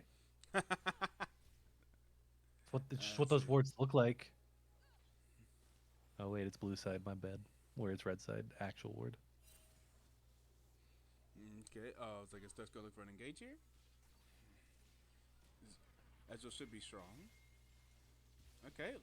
They're both very strong. They both have their first item. The top side, yeah, that's true. And we're gonna see what she gets visit the top side. So Lee Sin is top. Zinzao is bot side. There's a teleport coming in from Lux to the bot side, and there is the ultimate, and they are going to go in, and they're going to flash out, but wasn't even taking. They didn't even take a single tower shot. There was one, but I think what that happened was it was like one turret shot, and then it completely reset the damage value, and then so the second turret shot I think just didn't really do much. Because I'm pretty sure Rumble definitely got hit, but And Rumble goes baiting a little too down. hard there. Yeah, for the bait, and there is going to be the kill going over to the Lee Sin, but yeah, I'm not sure if Rumble had to die for that. See, blue side at least get the kill And here. Damn, meanwhile, a the- flash the- W on that. Ooh. He wants it so bad. Ooh. Oh, Big Potato is going to go down. And there is the hook, but what you going to do with that? Yeah. You got to back out. Because it's hard not to be like, look how low the Kaisa is. I'm Right. going back in. Oh, and the flay. Oh, this hook will get it though. Ooh, okay. Still not quite enough damage. If the ult was up, Yes. still, Yeah. then yes, but just had to use the ult to try to save the Ezreal. Yeah, honestly, one of my favorite things about Thresh and like All-Star is when they get those quick little cheeky trade back kills by their turret. Yeah. Because people will start playing like fast and loose, and then you can just like, yep, well, guess what? I just played you under the shit. Yeah. All right, it just headbutt pulverized you. Yep. Flat. You weren't ready. Because you really have to give them like just the space for that. Like you have to respect those champions around their own turret. Yep. Too much CC.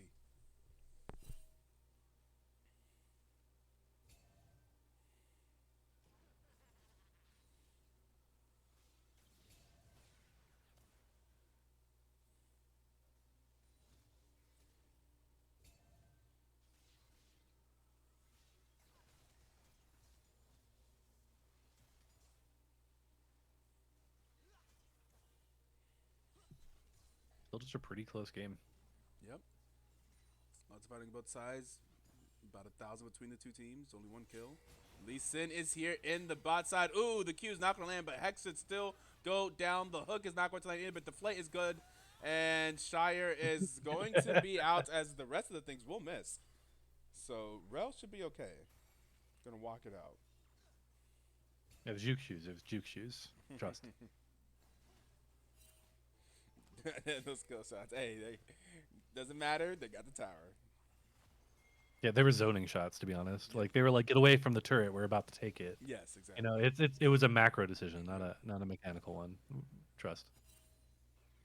Ooh, a lot of damage going to ISO here. Oh, a lot of damage.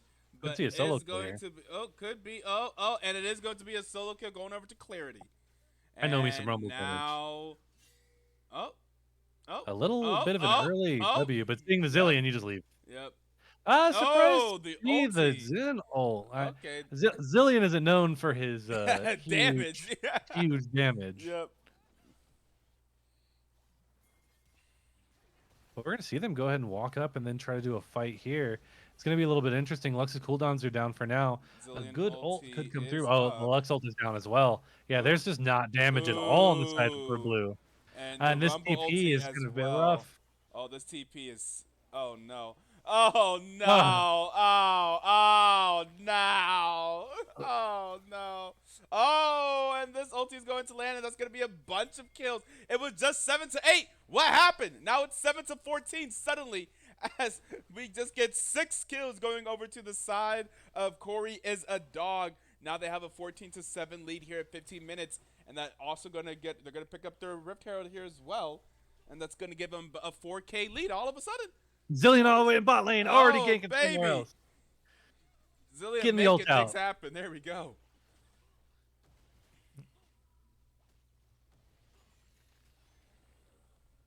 Honestly, I feel like everybody this time on red side has been equally WTP from important. that Rumble. Yeah. But is Zillion your That's, MVP for Zillion? I mean, yeah. I mean, if Zillion As keeps it doing stands. things, yeah, As yeah, it yeah, yeah, yeah. As it stands.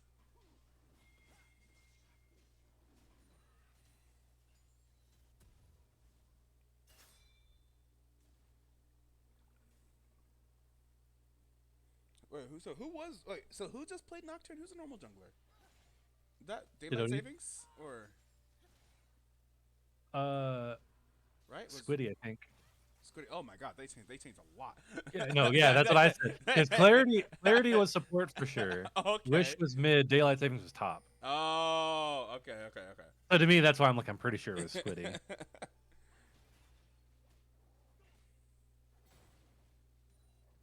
No, they're showing early on that they are willing to do the musical chairs and draft, which is a strength.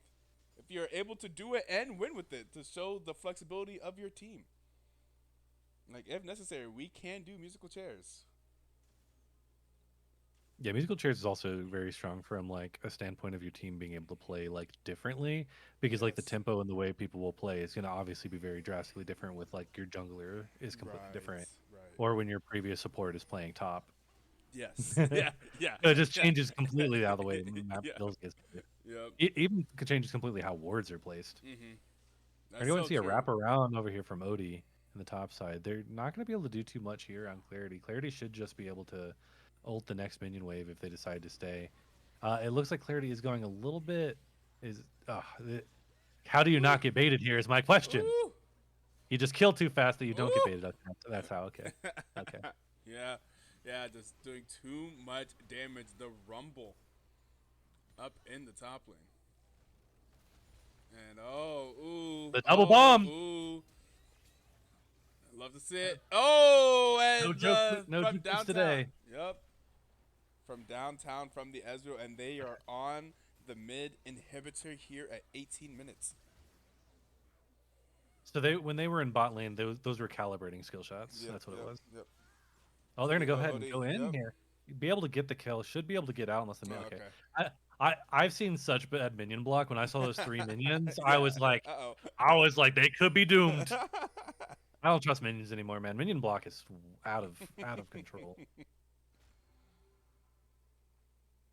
How do you feel about the fact that League might get the WSAD soon? I By May, I think it will. don't really care too much about it.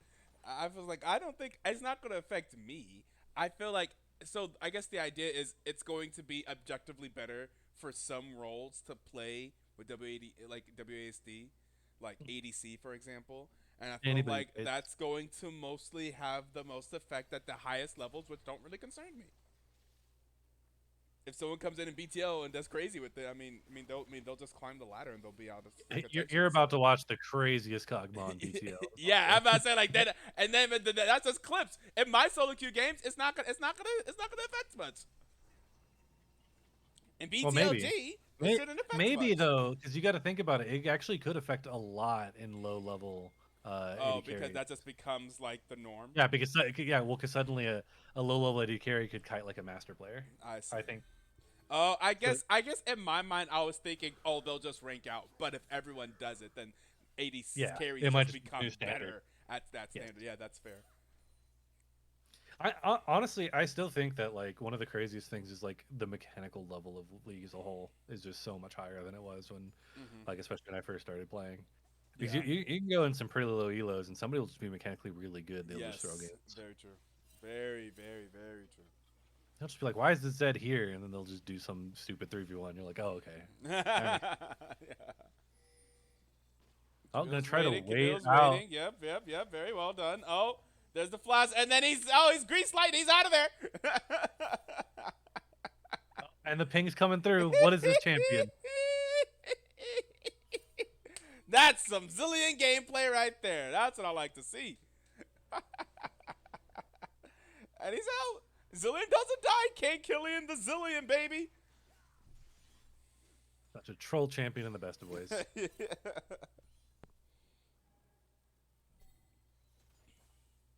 Oh, did you just get baited by that blue ward? You couldn't help yourself, I could love you? it. I love it. Blue ward baiting is one of my favorite things to do. Oh, I do it all the time. I see someone recalling, like, oh crap, if they recall right now, they'll get away. I place a blue ward next to them, and then they stop their recalls and take. I'm like, yes. They can't help it. They can't help it. Blue ward baiting.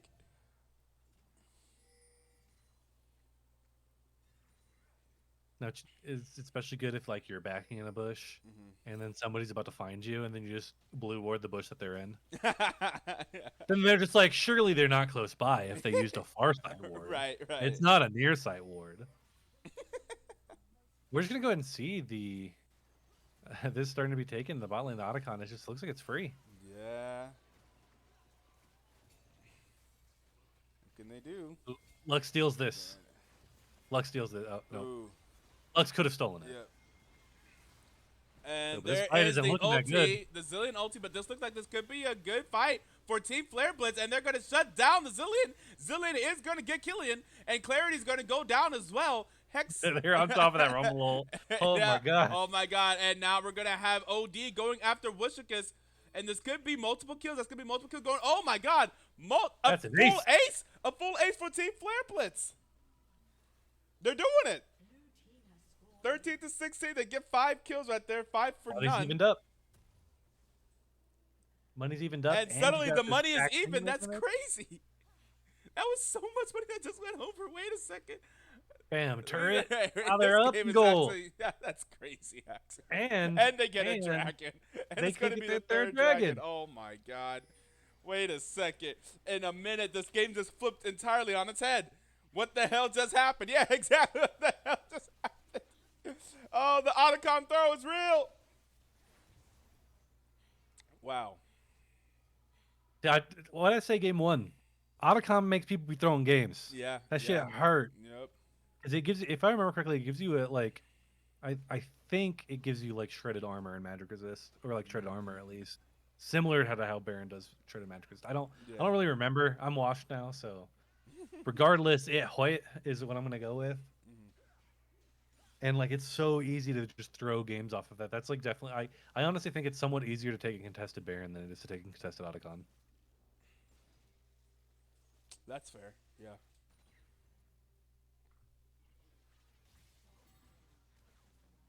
Otacon just hurts so much. Oh man, ISO. Taking some damage. Man, to sit on a Yeah, null I magic, wonder- 'cause that's I guess maybe with third-party applications, but does Red Team know that they're down on gold now? Would they have any inclination of that? I'm trying to look at the items. Which would be Wait, like, I would ooh, stuff. assume maybe mid lane could know that they're pretty behind in gold, because Lux has got a lot of money. That's fair. You're down 30 CS and then and you don't have any kills. So down 1.3k in mid. And then I guess like with the components, you could kind of tell that Zen's got a little bit more, but you wouldn't really feel that far down, which they're not. Yeah. But I mean, if you look at it, you could tell that you're comparable. I think in gold. Yeah.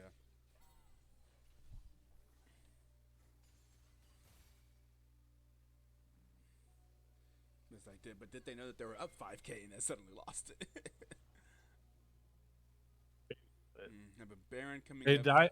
guarantee you they definitely felt they were in control, and then they were like, wait a second. Yeah, I that know was it feels bad. a lot worse Yeah, now. especially getting because they're fully on third. aced. I guess usually when you get fully aced, you're like, ooh, did we just mess up really hard? Getting fully The aced answer is yes. is tough. Yes. Okay, we got a little bit of a kick flash here from Wishikus, and that is going to secure the kill on Isodak. All right. This should be a Baron attempt coming up. The Zinzao is spotted. Needs to be very careful. You're against a Thresh. You can't really just walk up. In fact, Lux and Kaisa need to go to mid lane as soon as possible to push up the mid lane to get vision on the Baron side. Yeah. I don't think technically staying bot really and tough. pushing that is really worth it on the Lux And end. there I know is the blue I know ward, she's so got they are TP, but aware. but it does stop them. It does stop roadside completely. Hey, those And now blue they know they're a little wards. bit too slow. ISO's TP is going to be coming up too. Ooh, there's the walking into the No, you hook. can't do it There's the alone. walking into the hook. It's going to be a very tanky Shire, but Shire is going to go down. Now here comes Zinzao. Zinzao is in there. Here's the Rumble Ultimate. This is going to be going super low. Rumble. Princess is going to get the kill on Thresh. Thresh is going to go down, and Princess is going to go down as well to Daylight Savings. And Daylight Savings is still in there. And there is the ultimate from the Zillion. And the Ignite does Pick a Potato go down. Pick a Potato is going to go down and get resurrected by Could you imagine if Zillion. it wore off just like last second? And just went, Oh, that'd be so Sick. tragic, yeah. I'd be so upset. Yeah. And now they are back onto the Baron. Only Camille and Kaiser are up to contest. Yeah, it is going a little bit slow though, so they could Yeah. technically contest this. That's right. I would at least try to get on That's Ezreal if hope, I'm yeah. myself. It's just hard because Zillion's so Yeah. fucking annoying here. Yep. Like Zillion Zillion just is so double bombs. annoying here. Yep. Oh, but Kaisa's here as well. They gonna- really need to get up there. Oh, Yes, there we Kaisa go. is in there, and Kaisa's going to get double bomb. It's going to go down. But now Isaac is going to go on to Pick a Potato. Pick a Potato is low. And here comes the flash from Shire. Shire says, I'm back. And it's going to get the kill. And the Baron, they're still going on to the Baron. The Baron is super low. Can Wishikus finish the Baron? Oh, no. And, the Baron is going to go down. Wishikus did finish the Baron, but it's only going to be TP from Thresh. Rumble as well. Oh, Rumble is here as well. So the fight continues. Isodak is going to go Oh, low. but the E doesn't And- land. Oh, and Clarity is going to go on a killing spree. And the ultimate from Lux is not enough to kill Clarity. And they do get the Baron onto 2 members. And the Hex Tech Drake, that is the Soul. The Soul is spawning in less than a minute. Just over 30 seconds. Yeah, that's a lot of summoners and a lot of important cooldowns burnt Yup. from red side while that happened. But again, like it's not like blue side has, as many summoners or spells to really make Right. up for it as well. Oh, that's doing some things here. Oh. Lux is going He to take is something. distracting them. Oh, You gotta- there is the ultimate from Clarity, and there's the flay, and Princess is super low. Oh, the Woo! hook is just barely not going to land. Princess is going to be I out. The love that Princess hook, is going to yeah. have to reset, and the dragon is spawning in 5 seconds. Does Lux does not get hit by the Ezreal missed. Did not guess correctly, so where the Lux may be. And do we see the immediate start of the dragon? They need to get here. Lisa needs to get here. They're going to put down a red word. They are going to start it. Yeah, it's one of those that I There is would that like on the to see blue backside. team if possible to contest, but they don't have to. They definitely don't have Oh. to. Like, you got to remember that Yeah. it's not necessary. The other Yep. team only has one. Yep. It's not super important. Oh, the Rumble's Clarity, gonna be going though. down here. Oh, it's going to get ulted by Zillion, but now Lee Sin is dead. Oh, but they are going to get the dragon, but is it going to be worth it? Clarity's going to go down. Lee Sin's going to go down as well. Oh, Clarity is still alive for them at the moment, but is definitely going to go down afterwards. That's going to be a double kill going over to the Kaisa. And we're just fighting, baby. 29 we can minutes scrap. in. Okay. All I'm saying is Rumble wasn't built in no laboratory. He's built in the scrapyard, right? Yeah. Oh, and Princess is going to go down. The Ezreal ulti is going to slap. Pick a Potato looking for more. And that's going to get a double kill for the Ezreal. The Ezreal is going in. The Ezreal is not done. Looking for more. Now it's just Ezreal versus Hex. Pick a Potato is going to get that speed up from the Zillion. It's going to be incredibly fast. Plus 99% speed. I'm not sure if that's maxed out yet, actually. But a lot of speed. Okay. And the bomb is not going to land. But, woo-wee.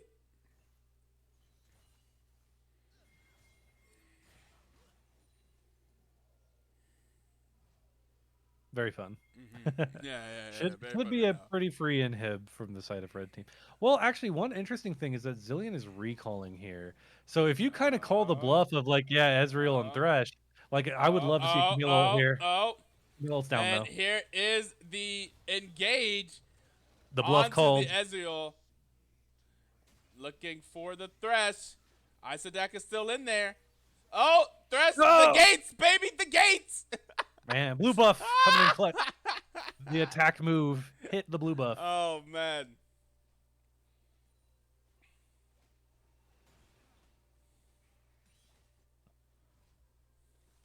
Good game.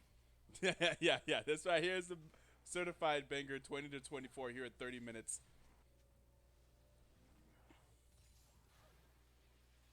And with the teams are within 1K. Yeah, I have a feeling it's just going to be like whenever the dragon's about to spawn, that might decide the whole game. It just Yeah. really depends because they could just fight over this blue buff and decide the whole game. I guess blue buff is a global objective now. Ooh. Thresh are going to take some damage. They're going to have some fights here in the top lane, which has been going in favor of Rumble recently, but Camille does have something potentially to say for it. Ooh. But no, it's going to be going to, and there is the blue buff. It is going to go over to the red team, and there's a thumbs up from Wishik saying, not even close, baby, and there is the hook. The hook and the kick onto Sire, but Sire is alive. Sire is going to take the Ezreal ulti. And perhaps a hook from Thresh, not going to land, but is going to get hit by the light binding. Okay. And status quo returns. Yep, I would definitely and like to knockout. see ISO just grab an all magic. I know you don't really need it for the rest of the team, but considering you're just side laning so much into Rumble, Yeah. like sitting on a Hex Drinker, I know he wants Sterix. I know Yeah. he wants Sterix. But Hex Drinker is so good here, and just the fact that you keep side laning, and you saw how close that was. That was so close with zero True. magic resist. True. I just think at this point, if you're Camille, you definitely want to kind of like be able to survive the Rumble specifically. Yeah.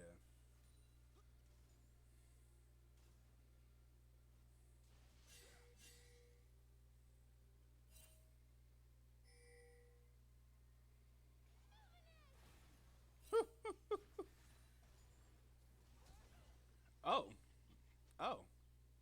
I don't know if you needed to Yeah. flash that. E. Hey, Right, seems a bit off, I but- understand jump scares. I understand jump scares. Yeah. Like, you never know what's coming next, I suppose. Yeah. You just know that one spell went your way, so you're like, all right, I'm getting collapsed on. Yeah. I need to go home. Yeah. I'm done. I'm going home. They go almost exactly even right now, like 100 between the teams.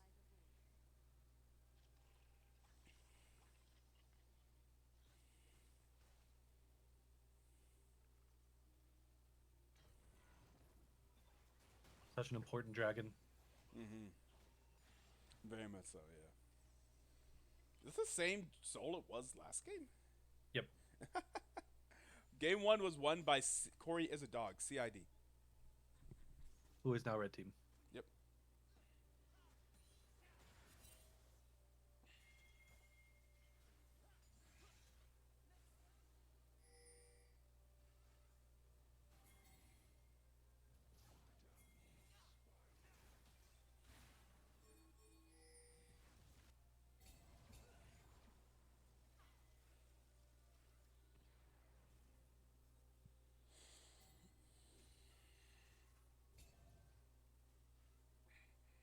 The dragon setup.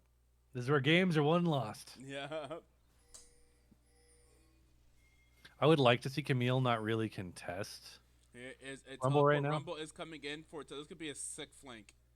But they should be aware record they're They should be very aware of where Rumble very is. aware. And ooh, Lee Sin also potentially flanking now I from don't know the if they bottom saw side. Lee Sin, though. Did Like they Lee Sin see was Lee kind of Sin obvious go doing it, but I around? think they were watching Okay, Rumble. they are gonna think back so. out. There's a teleport coming in from the Camille now. Camille may just instantly is gonna get instantly. Oh, and there is the they're just whole using it to full engage. engage though. Oh my God, the Lux ulti does so much damage. However, Camille, both supports are down. It's going to be a double kill from the Rumble. The Rumble's doing a lot of damage as well. So the initial burst of damage. Then Hex is in the backline doing some damage. And is actually going to get it to kill the Zillion. And maybe wave make it out. penalty! Maybe Woo! make it out. Make it out. Make it Oh, out. you No, could've- not going to be able to make it out. I think especially as like kind of on hit, you kind of just go in for the kill there. Yeah, that's fair. That's fair. The confidence, Princess looking potentially for the steal, is going to be way too early on it though now. And now is going to have to make it out. That's going to be 3 dragons to 3 dragons. The fight is going to go in favor of Cory is a dog. And So they massive, are massive, in a dog fight. massive mistake from ISO there coming in there. But I heavily respect the fact that like blue team knew that was happening and just pulled the trigger. Yes. Because it could have been so much worse, even though Yeah. it was still pretty like bad. But like pulling the trigger like that made it almost salvageable. Yeah. You know what? It would have been. I don't know if this is a good idea, but Zinzao could have ulted and walked over it. The double bomb. Oh, the bombs. The double bombs. Yeah. Yeah. That prevents damage though, but should still make the stun happen. I think. That's true. Yes, but like if I do it think- before Camille gets us, so Camille can immediately jump to the back line, maybe. But I don't know. That's a lot. I don't know. That's asking for a lot. I don't know if that's even necessarily best. That is definitely asking for a lot. I mean, you Yeah. do have stare. Maybe had flash at the time. Mhm. Wouldn't have taken too much damage because of the R, hopefully. But Yeah. I think it probably would have technically been better. But we're gonna see pretty much all the teams just start running at top. Ooh. And Clarity is unstoppable. Clarity is alive. The Zillion is there as well. The Zillion ultimate is on It's Clarity. double Clarity damage. is going to be living. And the damage from Rumble, that's going to be 2 people down. The jungle and the support down. The Baron is up as well. Isodak is looking low. Isodak is going to go down to Lee Sin. Lee Sin is here behind the ADC. The ADC is going to get in the Kai'Sa. Oh, no! Wait, And the Lux ulti is not going to hit the... Oh, Oh, the my Masma. God. But the... What's that called? The Malignance... It's like the, The malignance it- thingy, right? Hate fog. it's called hate fog, I guess. Yeah. I thought it was miasma, but I guess that's You think the that's just Cassiopeia ulti? Cassiopeia. Yeah. Yeah, Cassiopeia W. Mhm. And Princess is Oh, underneath this tower. Wish could go down Oh, here. Oh, Never mind. it's gonna go ahead and ignite. Yeah, as well. It's Zillion. gonna be an Bye, ace. Thresh. Oh nope, they killed the turret. They killed the turret. And that is going to be an ace for Cory is a dog. Now they're up 4K yet again. And they should get this mid lane inhibitor. Yep. It's so funny because in my head I was just like, all right, who's the MVP so far this game? And like I was mostly between like Ezreal and Thresh and like even like Lee Sin, sometimes Zillion, but like the damage that Rumble keeps putting out in these fights, it's starting to get a little nuts. Oh, but they might have picked off more than they can chew here. But the Rumble ult will cut them off for probably long enough. Let's see who gets to take the lantern. It's not going to be Rumble. It's going to be Lee Sin. Yep. It's going to be Lee.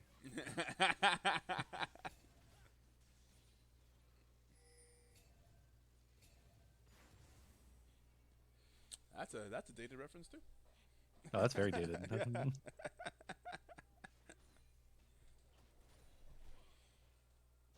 But I mean, it lined up so well. I had to do it immediately. It's too good. It's too good. Old sad boy would appreciate that reference, I'm sure. That's what I do my dated references for. Back in the day. It's him. Yeah. Right? Yeah.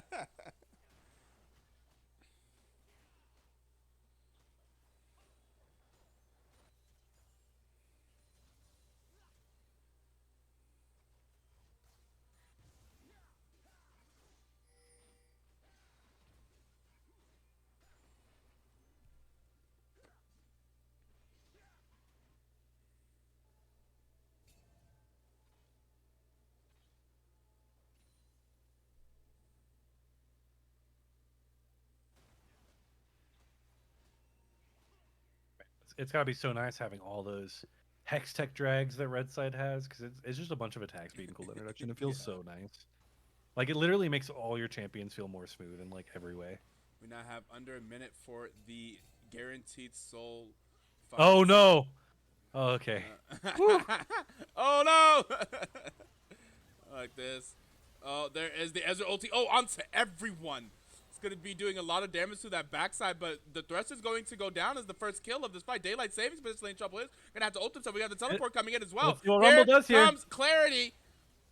Here is the ultimate, the Rumble ultimate, going to cut the fight in half. And oh my God, the Lux ultimate is going to do a lot of damage as well. Daylight savings no longer has ultimate. That could be potentially a 1-team fight for blue side, but here comes the carry and double kill for the Rumble. What does Rumble have left? Nothing. And it's going to be an ace. An ace for the side of Team Flareblitz. And they're going to get the Baron. And the dragon comes up right now as well. It's the Baron and the Soul. The Baron and the Soul. Only They maybe. might. Oh no, they don't have they're time for a recalling dragon. because they do have to There's hex gates protect their though. There's hex base. gates. Oh, the base, the gates, the gates. Yeah, the hex gates. They should get to the dragon Yeah. still really quickly. Thresh will get there too. Here we go. The gates, the gates, the gates. I mean, if I'm blue team, I would welcome Thresh in that dragon pit. That's fair. All right, Thresh, make something happen. If Thresh walks up and like steals the dragon, though, I'm gonna lose my fucking Oh mind. my god. I'll be playing that clip everywhere. If Thresh somehow steals this dragon, which is definitely not Ah, happening damn. anymore. Yeah. But if it happened, Thresh is the MVP. Yeah, If they won oh, yeah, afterward, Thresh 100%. Thresh by far is MVP. Yeah. Gets the soul. It doesn't matter what happened the rest of the game. Yeah. You know, what an amazing comeback fight by Blue Side. But all I could think of right when I saw them all in that choke is, man, if Clarity was there during that choke, Blue Team would have been melted. Yeah. Melted. Very, very true. They literally were in a line. I visually saw the Rumble line.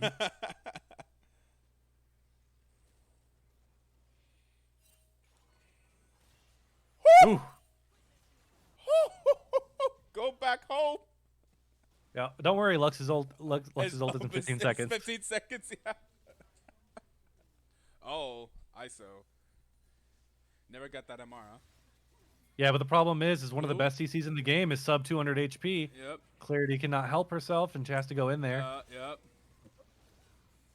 A lot going on. Clary doesn't have ult. Oh, no. Uh-oh.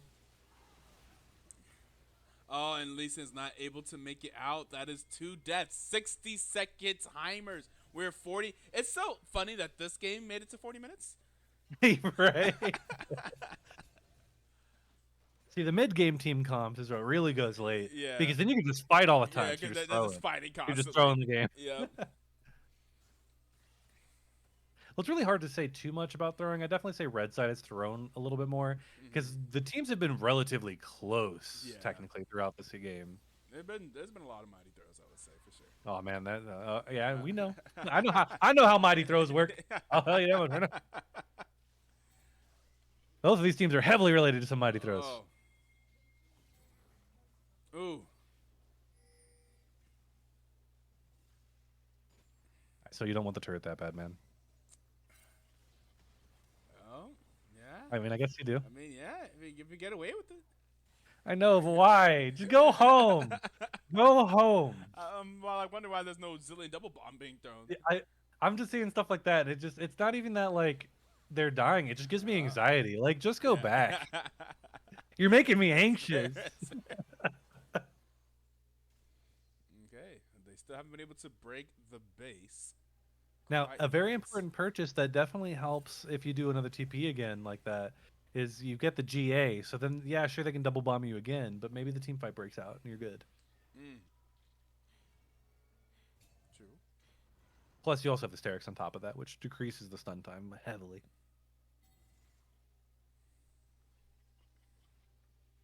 Yep. 20% tenacity on Terex. Sorry. Always a big fan of Sterix because of that. Sterix getting tenacity was like my favorite random buff to it.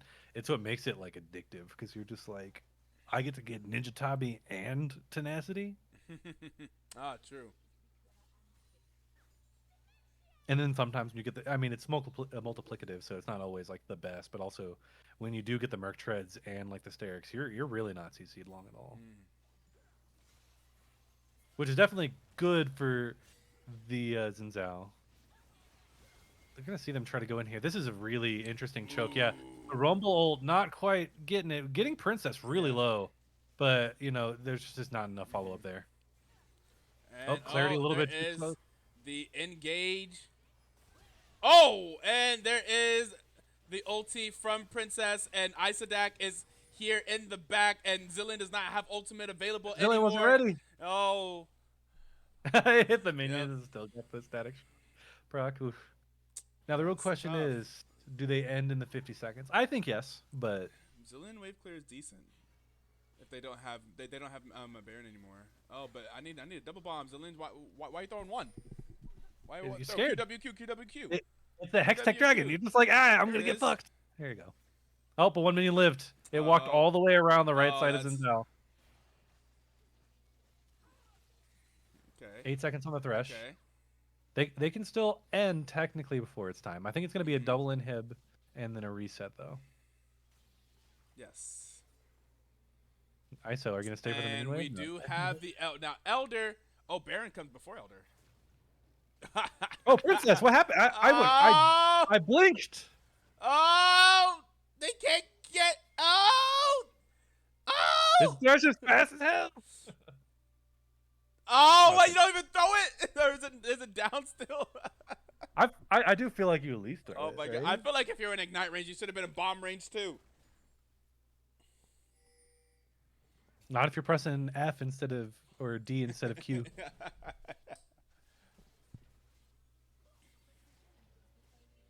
All right, it's all about the Elder. Yeah. It all comes down to this, like many games have. Uh-oh. Oh. Thresh flashing over. There, here comes a teleport. There comes a lot of people coming in on Thresh. Thresh is going to go down. Thresh does get the ultimate down. And there's some slows. But, they weren't quite ready for that. Trying to walk up to the Elder. They have 20 seconds until Elder spawns. And they are on Lee Sin. Lee Sin is Camille ulted. Daylight Savings looking to get there. Wushikis Oh, the looking static bad. proc. The static proc. Oh, Wushikis static looking proc. very. Oh, is going to get Zillion ulted. But we have Isodak in the back, and the Zillion ulti is not going to be quite enough. And oh, Clarity's going to go down with. Oh my Woo. god, the Lux. Woo. The Lux damage, the Lux ultimate. Can we do enough? There should be the slow. I need some bombs, Zillion. Some bombs, more bombs. There's 2 bumps. Oh, On there's two two bombs, but they were not able to get layered. Zillion's going to try. Zillion does have ultimate. Zillion's going to get resurrected. Zillion is going to go down. This is going to be game number 2. Go over to Team Flareblitz. That means we will have a game number 3. Oh, Jesus. Yeah. Like I don't know to give it to 47-minute game. I don't know how to give it to Kaisa or Lux. It's just I like feel Lux to me. well, Lux, that's because the ults, man. yeah, like the it's ults are just like crazy, yeah. because I feel like Kaisa's that's actually so just- consistent, like pumping out a lot of damage. Man, those ults, those Lux ults were crazy. But we also have to think about the Lux Qs were also pretty good. It's just, man, those Lux ults live rent free. Yeah, that's right. They were nuts. Oh, damn, I'm mad quiet. Whoops. Oh, boy. Let's see. The damage. This is what I was talking about the Rumble, though. Rumble. This is why I was like, hey, if Red Side wins, I don't know. Yeah. Clarity seems kind of like the MVP once the game was going late, but yeah, unfortunately, the team fights got Rumble 2 just damage. junked it, and it was just oof. Yeah, 73,000 damage coming out from the Rumble. Not going to be quite enough to win the game. Those we have 43,000, 46,000 from the Lux and the Kaisa from the enemy team. 49,000 from Ezreal. So Ezreal actually the second most, even though the bar doesn't look like that because just how much damage the Rumble did. But all right, that's Ezreal damage isn't fake, but it is fake because like you got to think about how much more work Kaisa had to do to output the same amount of damage. Yeah, You know, that's because fair. Ezreal Qs add up, like add Yeah. up and add up and add up. So like I always think his damage is always a little buffered. Kaisa had to be up in that mix to get the damage going. True. All right, well, that means we have a game number 3. That means the next match will be starting a little bit late. Well, unless this game number 3 just ends up being like a blitz of a game. We will see what happens. We'll set up for game number 3, and we'll be right back after a short break. Where's my...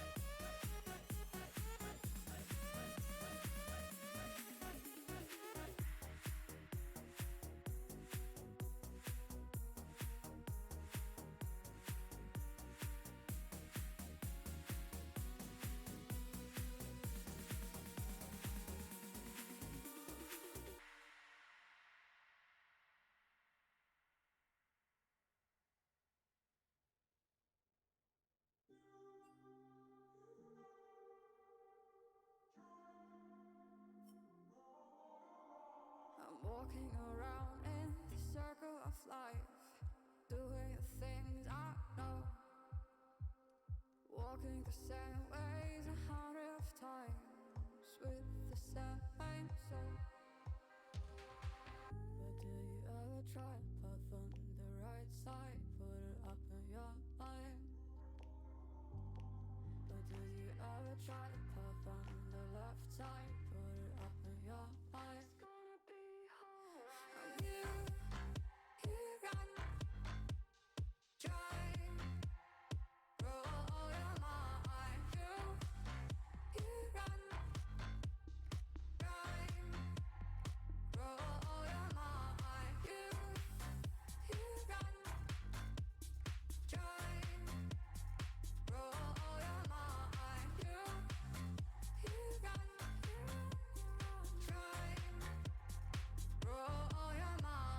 Seeing all the watering fill your eyes, doing the things they know, talking about the same old stories they've heard about the people they think they know.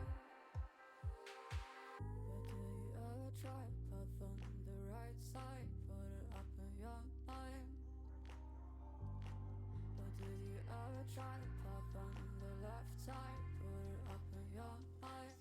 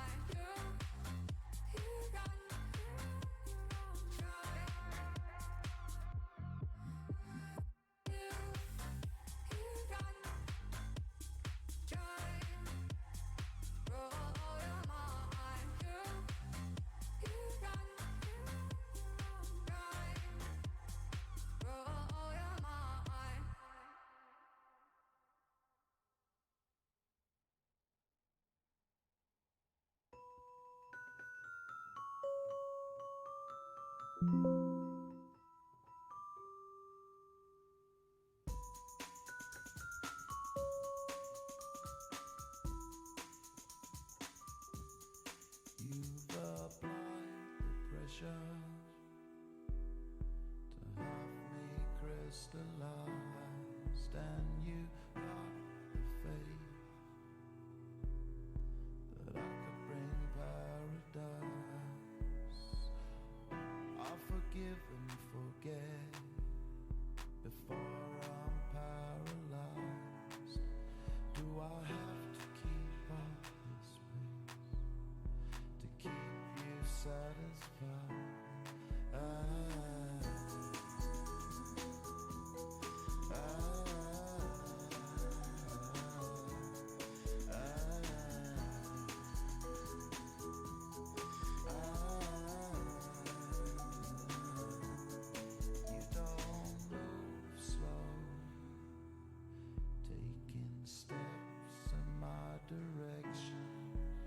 the sound.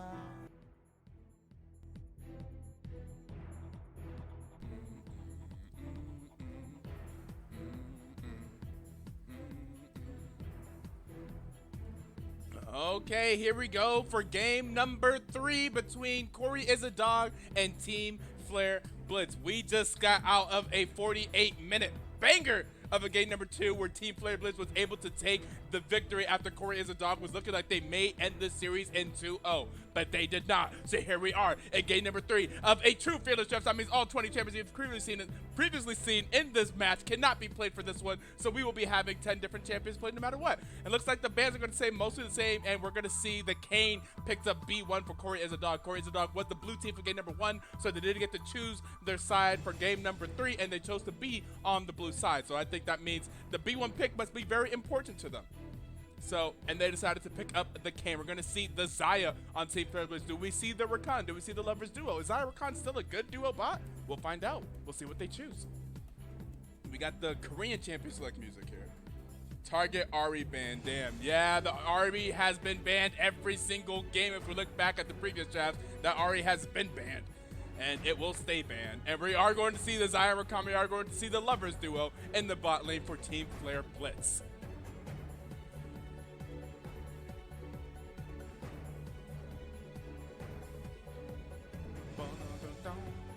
By the way, if we're talking about all 20 champions that are banned, that are no longer cannot be played here in game number 3, I'll go ahead and read them out.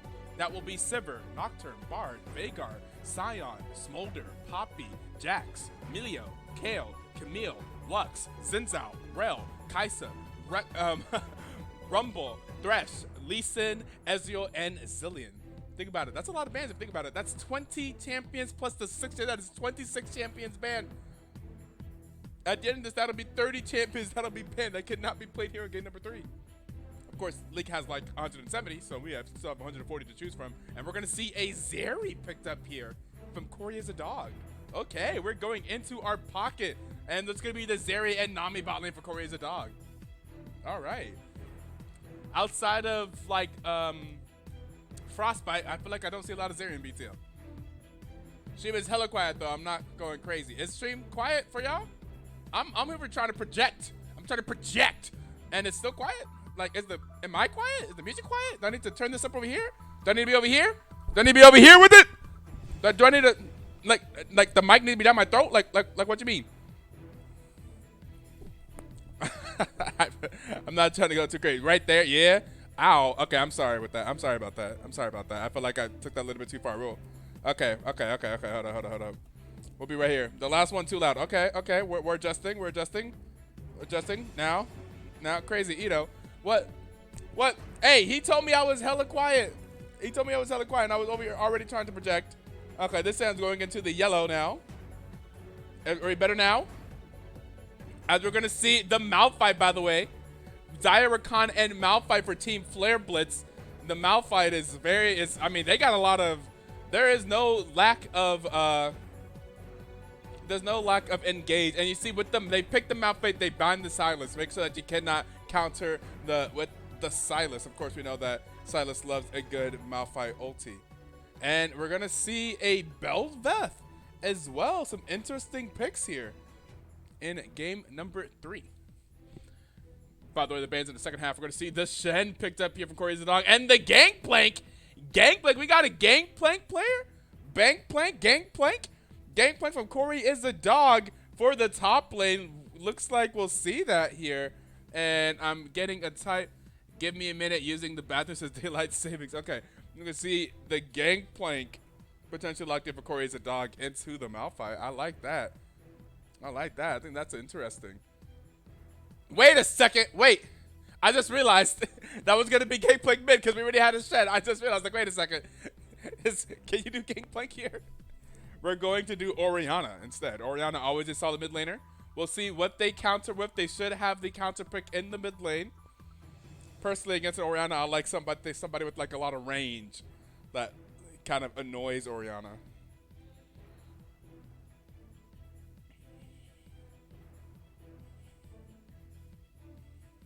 And we're going to see the Galio. Hey, Galio is always very solid as well.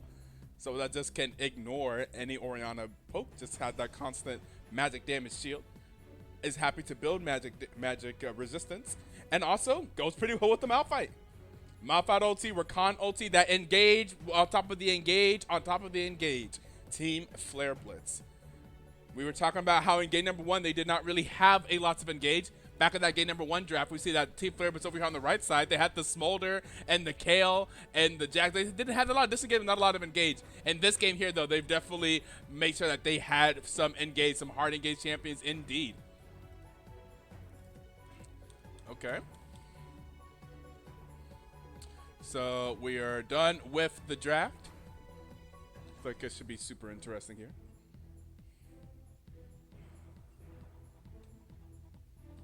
All right, we're waiting on some people after playing two games in a row. They're gonna have some bathroom breaks. It looks like.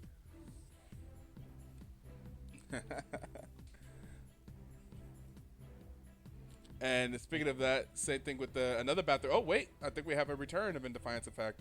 What do you think of these comps? I already know which one you like. You already know which one I like? Yeah, it's pretty obvious. What, execution, ease of execution type thing? Yeah, the one where I could see you just be like, all right, for this team fight, we press R instead of, oh yeah, we have to cut it down, make sure Zeri lives. We have to use some correct like disengage bubble and whatnot. Yeah, Correct. Yeah. I have a feeling you prefer, the good old Rakan WR, the Malphite R, the Galio R. Yep. And then Zaya just auto attack. I was like, yeah, for sure. Ease of execution heavily for me. Ease of execution heavily in favor of Team Flareblitz. They got all they need to do. They have the engage. They have heal. They have different things that they need. They may be missing damage if Belveth doesn't really take off. I will say the damage. It may be heavily reliant on Zaya in this game, and maybe that could be a little bit rough. But ease of execution is totally there. And on the side of Cory's a dog, there's just a lot of things. I mean, it's not bad. I mean, yeah, you're kind of kiting the fight around and stuff like that. And Zeri, I mean, you're Shen ulting Zeri, I might imagine. Orianna doesn't have, Orianna, if Shen ends up going in aggressively instead of kind of kiting back, he could kind of use Shen as a little bit of an Ori engage, but Ori probably just ends up, she doesn't love, Ori does not get a lot of great ultimates off here, unless maybe on Belveth or Zaya, but Zaya probably doesn't get hit by a lot of Orianna balls. So it's a little bit more difficult to find a good one. So yeah, Cory Zadok has a more difficult comp, but of course there's a reason why we play the game. We'll see what happens in the early game here. I don't think it's necessarily terrible. They definitely have a lot of damage potentially. I imagine Kayn probably goes red Kayn here. But I thought my Kays were going to go red Kayn very often and rank them to see them go blue Kayn. So, there's always a surprise. It's always possible. But yeah, ease of execution, Team Flareblitz, I love it. Lovers duo, hard to go wrong with that. Malphite, Galio, hard to go wrong with that. I think Galio's solid in mid. I think, yeah. I just played a Galio game earlier today. I'm like, yeah, Galio's seems solid. I didn't realize how cool of an item Hallowed Radiance is. In terms of wave clear, something like that. Like, oh, even if in an AD matchup, just go Sunfire. I'm like, yeah, Hollow Radiance. Yeah, Hallowed Radiance. I was like, even in an AD matchup, nah, you still go Hallowed Radiance actually. It's solid.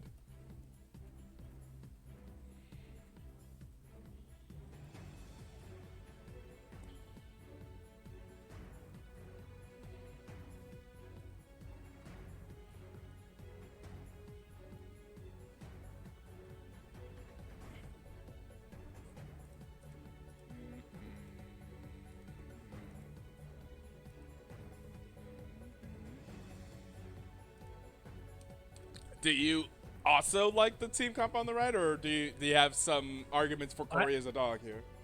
I could see left outplaying it only in the sense of Zeri can technically kite out a lot of the lower range people if she does not get popped, but it's hard. I think left is just very hard.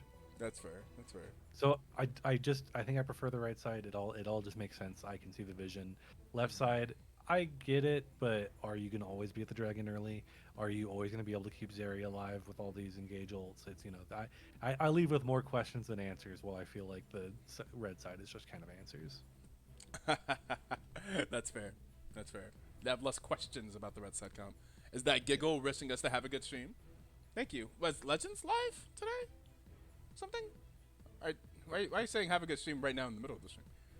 You probably just happen to see it. Yeah, fair enough. Fair enough.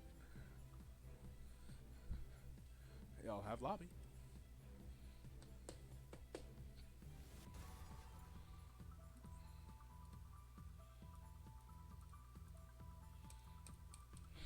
Tuesday we will be live, but just being a fan. Ah, okay, I feel you. Yeah, cool. Yeah, Tuesday should be draft. Tuesday's exhibition. Oh, that's right. Draft Right. It's exhibition. Right. Yes. Very important. Exhibition. Draft is that weekend, so next weekend. Oh, right. Gotta be home anyway. Is it on Saturday or Sunday? Has that been decided? I saw voting last time. Yeah, I would vote. But I think I saw 2 different Oregoners. 31st, I saw Sunday. Wednesday. Okay, Sunday's easier for me. Because Saturday would be, well, this. I would be literally doing this. Is it Sunday confirmed? Yeah, he just confirmed it in chat. 31st.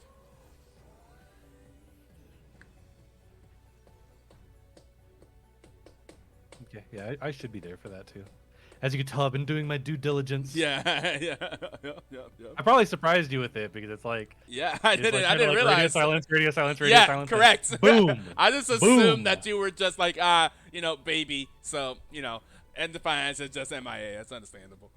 That was kind of my assumption. No, I mean it was just baby, but I was paying attention to it and just seeing what the best thing was. Gotcha. When I realized that there wasn't a lot of returning players, I was like, okay, it's gonna be a lot of draft prep preemptively. Yeah. So gonna have some action in that auction draft. 5 people to draft. And 75 Wishigus points. is back in the mid lane. Daylight Saving is back on the top. Squiddy back in the jungle. So it looks like they're going back to their normal roles here after losing. I mean, they did technically lose whenever they off-roll, although it looked like they were winning that game. I think But, they still did well. Yeah, I think it was solid. That's fair. I don't think they had to go back to what Yeah. won them the game though, to be honest. They didn't But, look super awkward. Like some teams, if they do that, if they don't practice, they look super awkward. It would be like completely different team. They swap around. I remember my championship BTL team. I had a couple screens. Like what if we all just do Phil in this flex game and just see what it's like to play each other's roles, and it was terrible. We all immediately we're never doing that again. No, pull it back. We did not like those. Let's just try each other's roles for fun so we can kind of get each other's perspectives. It was terrible. Yeah. Honestly, I'm kind of still a little surprised that that when I was on Maria's Dungeon this last time that we didn't do it a little more. Mm-hmm. Only Yeah, because of you the guys are players that we have seasoned to with do us. it. Yeah. Well, I mean, it's we have Anai, me, Expo, and Chase, Yeah. Charybdis. Yep. And we're all people who have been very willing to play other roles. Right. Exactly. But we actually stuck with our roles this time, So Yes, sir. All right. It is, and there are no surprises about anyone swapping or playing a champion somewhere that we did not expect. It's pretty much exactly what we expect. The lanes, I feel like, are fine. I mean, imagine maybe Shen probably has a slight advantage in that lane, top lane, but probably not crazy. another reason I want Red Side to win is because I'm a big Kane hater. To be honest, Kane is my champion. That I was gonna say irrational hate, but I feel like it's pretty rational. Why do you hate Kane? Both versions of him, or I used to play a lot of Kane, but I just don't like him as a champion because I just feel like naturally there's junglers who crutch on playing like a Kane does, and I don't think it's real jungling. Okay. Philosophically. Because you go through these weird gank paths that don't really exist. You know what I mean? You're able to just run at people awkwardly, and I would feel a bit better about it if he didn't feel like he got a lot of free out of it, whether it be his blue form where he gets a lot of free extra damage, or his red side where he just gets such tank shredding that he could be feeding all game, and then if the comp is right for him, he'll just start winning, even though he's playing really bad. I'm a big Kane hater. I just Fair am enough. a Kane hater. I also think if you hit him while he's in E, he should pop out of the wall immediately. The grace period is dumb. There Alright. shouldn't be a grace period. He should pop out. Fair enough. All right. We got about 2 minutes left in the spectator delay. For us to get into game number 3, we're going to hit you guys with that 1 minute ad to turn off the pre-roll ads for those that may be joining the stream later. And we will catch you guys after a short break.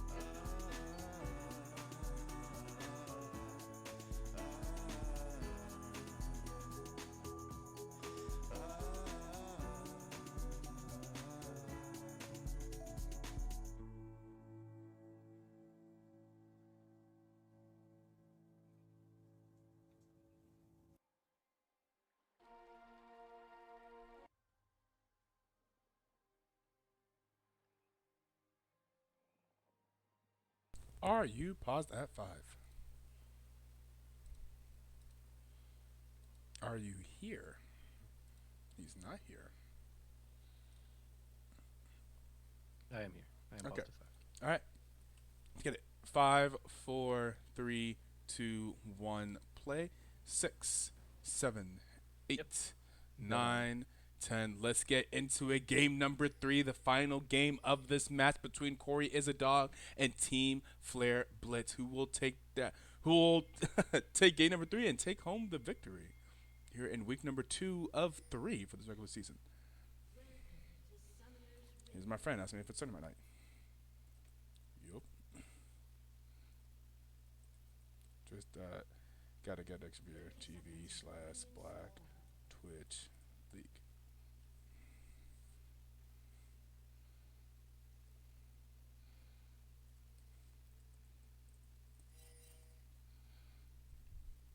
Scam.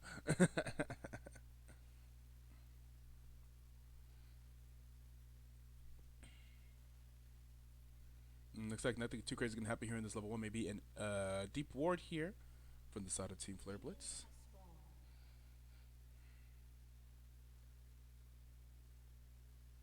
Nothing too crazy.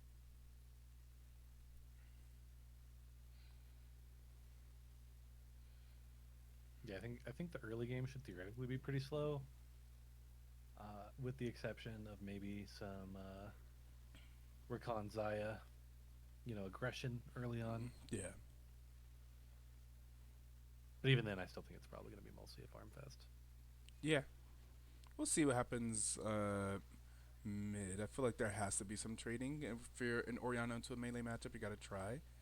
And then Galio counters that by trading by punching Orianna in the face.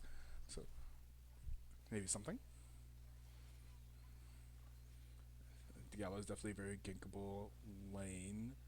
Yep, see, Orianna has to do that.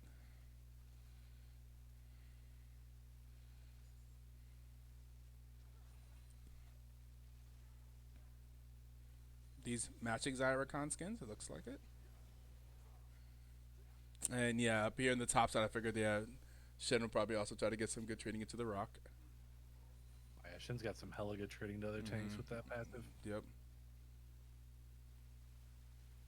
And Galio keeping up, doing good on the farm.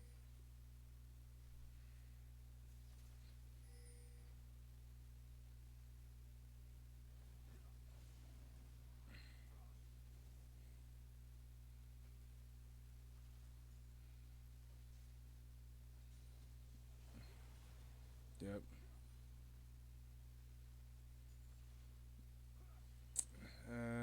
What's Galio doing? Galio just getting deep vision right here. Okay. It's a warning from both mid laners. They do get some information with that, knowing that. I mean, they probably what they should have already known is that Kane probably definitely cleared bot side. Yeah, Kane, it's one of those things where Kane's religiously start Raptors. Yeah. So. I don't know if the last time I saw Kane start anything else.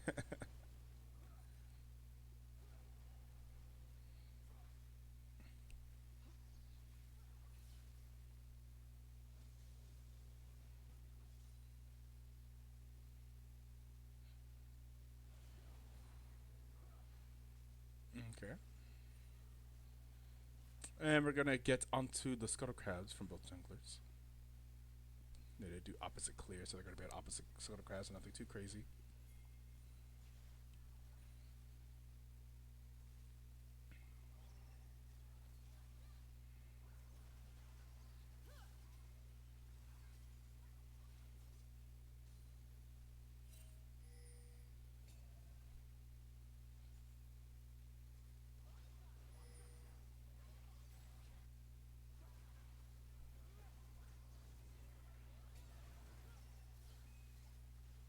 Whew. Yep, a lot of aggression coming out here from the Zaya Rakan lane. They just do so well early on in trades. Yep. The lovers duo. Oh, you know what I just realized? Team Flareblitz is the one this time that swapped around their roles. Princess is playing ADC, and Hex is playing mid instead of Actually, ADC. didn't notice that. Yep. We're too busy watching for the Yeah, other side. yeah. The other side that just did the swap. It turns out here in game 3, so both teams taking advantage of the fact that you can roll swap.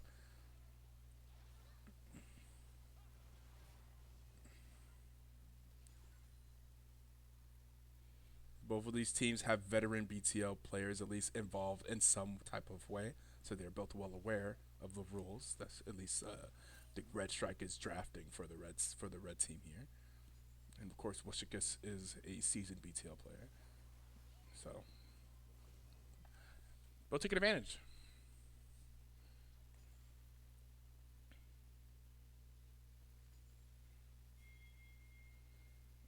Some teleports coming in from the Oriana and the Malphite at the exact same time. That pink sound was laid on top of each other almost exactly. It was super loud.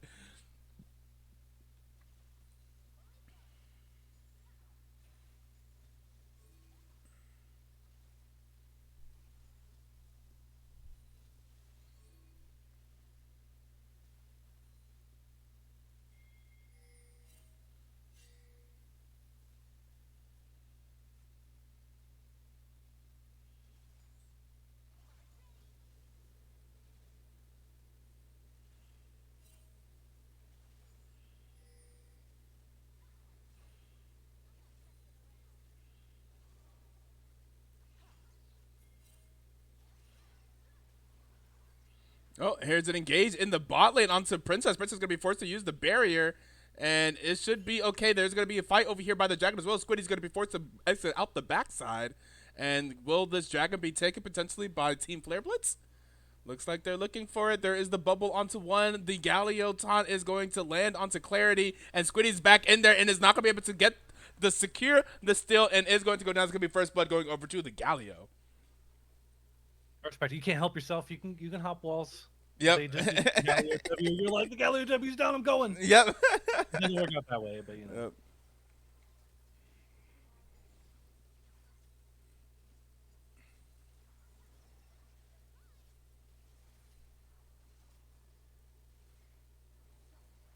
There is the knockup onto Clarity. Here's T4OD. There is the flash forward. The knockup not going to land. Going to get a flash out of the Zeri as well. And we got some trades up here in the top lane. Both of these top lanes looking a little bit low. I feel like Shen wants it now. Like, oh, baby. Oh, don't tempt me. Oh, but the ultimate from Malphite. Oh, but Shen lives. Oh, no, and Malphite. Oh, but, oh, wait, but the minions. Oh, and Isaac X going to land. Oh, baby. And there is going to be the kill going over to the Malphite. The winner of the slap fight today is going to be the Yeah. Isaac insane. Went in on that. And there's going to be a teleport now from the Shen. Teleport from Malphite is down. We're going to see some grubbies, looks like, from Team Flareblitz. Kane. Oh, they got some deep vision, though. Look at that deep recon vision. This Kane is going to be seen coming from a mile away. Yep. Oh, Zaya's here, too. Wait a second. Oh, they did the full rotation of the bot side to the top side to secure this. Okay, very well done. Very well done with that swap to secure these grubbies. And the grubbies going to go over to Team Flareblitz, who got the dragon and the grubs. That's well done. Well done. Well executed macro there.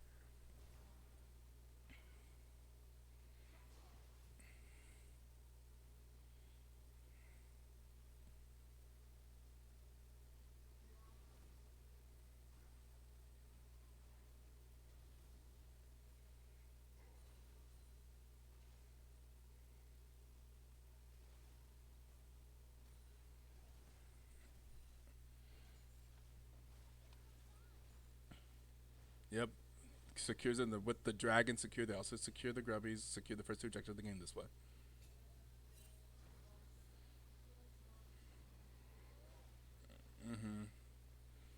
As Gallo gets more and more MR here, won't be able to bully him as much. For now, can still bully a little bit, sort of, but got to be cautious of the engage. Here's T4. Oh, but there's more people here. Here's the Galio ulti. Will it be enough? It looks like it's not going to be enough, and that's going to be T4 OD going down, and then a flash for both the Galio and the Orianna. Yeah, it's going to be out of there. Orianna has quite a sizable CS lead. You're expecting this melee versus range matchup.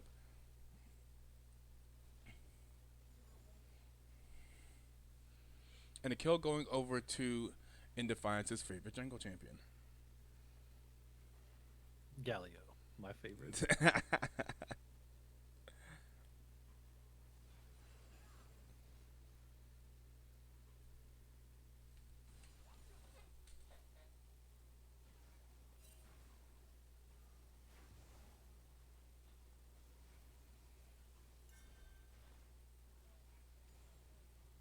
Does definitely look like a red cane. Conquerors is usually What's the up, brother? My sign brother, that- Machesi.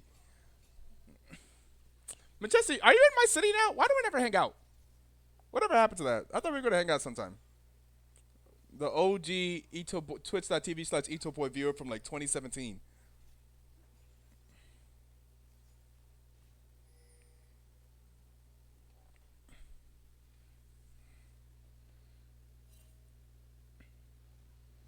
Nope.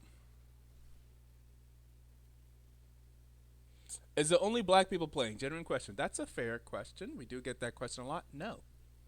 In fact, I'm not sure if anyone black is currently playing.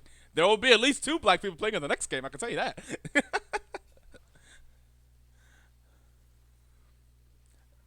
The channel is called Black Twitch League because it was started by a community of predominantly black streamers. They did not, however, then restrict the league to only be to black people. It'd be very difficult. Seems like a scam. What seems like a scam? What are you talking about? Yeah, obviously you need to change the name to Inclusive Twitch League. Yeah. False advertising. This is the Arlington. Real talk. And this playoffs. This is the regular season. But BTLG only has 3 weeks of the regular season though. Real talk. Okay. Really close to the Yeah, mail. for sure, man. Send it to me via Discord.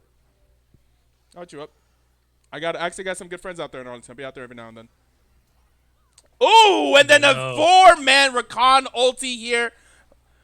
Are they going to be able to get clarity? Clarity's going to flash away. They're going to try to kite the fight out. Looks like they may be successful kiting the fight out. And yes, they do not die. But that was 4 people charmed from the Big Rakan Ori whip as ultimate. well. Big what whiff? Ori. The Ori I ultimates are going to be important on for Malphite them. also ulting the Shin to make sure Shin couldn't follow as well. Very key. Yeah. Yeah, I honestly think that we're going to see Kane contest every single objective to at least try to flash mine over the wall. After watching those last 2 dragons, there's no way Kane doesn't just keep doing it all game. I was trying to find the 15 black people who play League. Well, at some point, all 15 of them were in BTL. Especially in those early seasons. Yeah, for sure. We still know most of them. Nah, almost none of them still play League, though. We're all got away from League. I barely just now got back into League. At this point, BTL is, I say it's black-owned. That's how that's our black homage. It's a black-owned business, if you could call it that. Black-owned tournament. A lot of recurring players, though, at least. Yeah. Thank you for the follow. And yeah, at this point is where Gallia is starting to be a little bit of a problem. But if he's got that Hollow Radiance built, it's like, oh boy, oh my god, oh my god, Orianna lives. In my head, I was like, "Where are you going?" Oh, yeah, okay. yeah, right. I wasn't familiar with your route. Mm-hmm.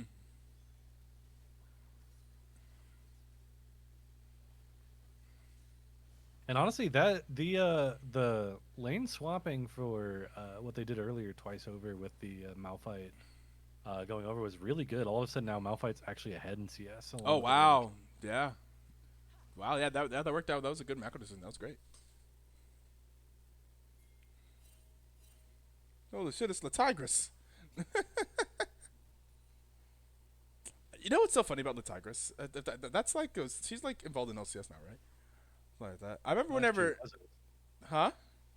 I said she at least was. Yeah, she was. Yeah, I remember whenever she was finding her when she was a much smaller streamer, like finding her stream like a long time ago, and never knowing that she was gonna end up that way. I feel like I remember talking to her like a long time ago. Oh, is this a It's solo so kill for funny. ISO? Ooh, No!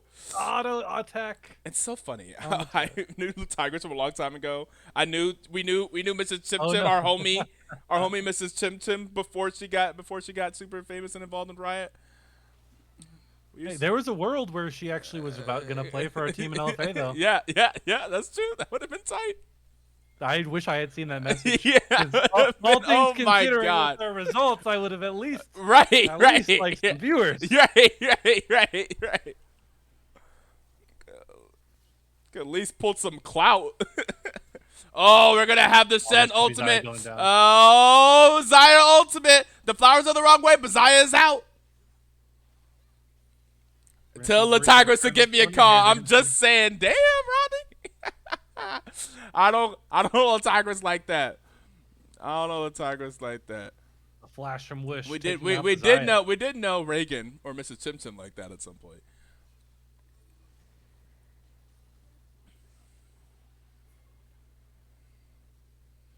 I just remember her stream whenever she was much smaller and getting started on Twitch. I never actually talked to her though. Malphite, stop in the back. It's in there. So it's crazy. Oh. Oh my God! That turn! Oh, that turn was warmed up. Oh my God! Oh my God! Oh no! The blast plant didn't go to make the mid it. turret. Oh, you don't have no. to hit the blast cone. I know you're escaping, but Oh! ISO! Oh my God! exhaust the barrier. Oh boy. She got the boot. Well, she stepped down. Oh, she stepped down from us. Oh, I see. Well, I know she stepped down at some point because the community was being a little egregious, like it always is. I see. I think Shox has been the only like girl I've seen in the scene that people like don't Like, immediately. that is survived long term. I see. Well, I know. Is it Emily has survived long term, but people were hating on her for a while too. Mm-hmm. But she's enjoyable. Olive, I think, was pretty good, right? Because then she started doing stuff for FlyQuest. I have literally no idea. I don't be paying attention with it. Emily is a goat though. She's okay. Yeah, she's super enjoyable. I've enjoyed pretty much almost everyone in the scene. I've actually very rarely had issues with like almost any of the casters. I think the European casters can like jerk themselves a little less. But we're gonna have a fight break out here. Ooh, the disengage. We're talking about execution. If they play this execution well, if they're able to play these team fights well, then maybe the ease of execution won't become much of a problem. There's going to see the Orianna ultimate is going to land over there. T4 OD going to get low. Squiddy's going to get that kill. Now going to be on a killing spree. And that's going to be one kill already going to the side of the blue team. And ISO, Shire's going to go down. And Hex, actually, it's the Galio that's looking low. And they are on the chase. And they do have a lead. And, whoo. Hey, team fight execution so far is going very much so in favor of Cory is a dog. Even though they have potentially the more difficult team fight to execute, they are executing it, making it work. Yeah, so far it's just been like a team effort from blue team. They're just kind of running at people as a death ball. Yeah. Like I can't be like, damn, this one person's really just setting the pace of the game. I'm like, man, I see all four. The Nami of them ultis and the disengages and Nami everything ultis have been fantastic. Yeah. Yes, even saving Whoosh earlier too. That I thought he was. Yeah. Right.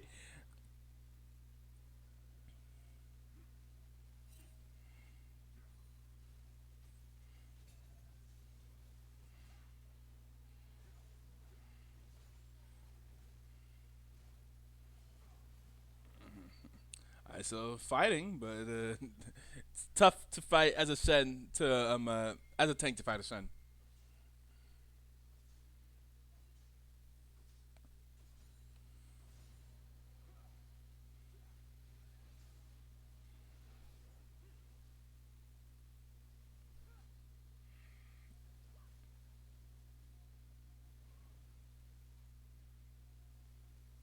honestly, with the way these fights are going, I am seeing the Zeri stocks go up. See, look how long Ooh. he's technically in the wall, and he got hit like in Ooh. River. I swear to God. Ooh.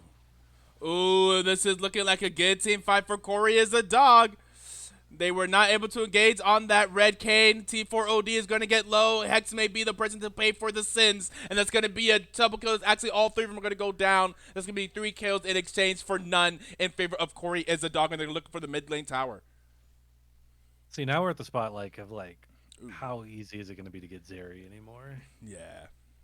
Especially with the way Nami's playing, having a Shen as well. Yeah. Then you have to also make sure not to fall for the Ori ball or the cane in general coming from flanks. And the game is just starting to look really rough. We're going to see the Otacon immediately started up.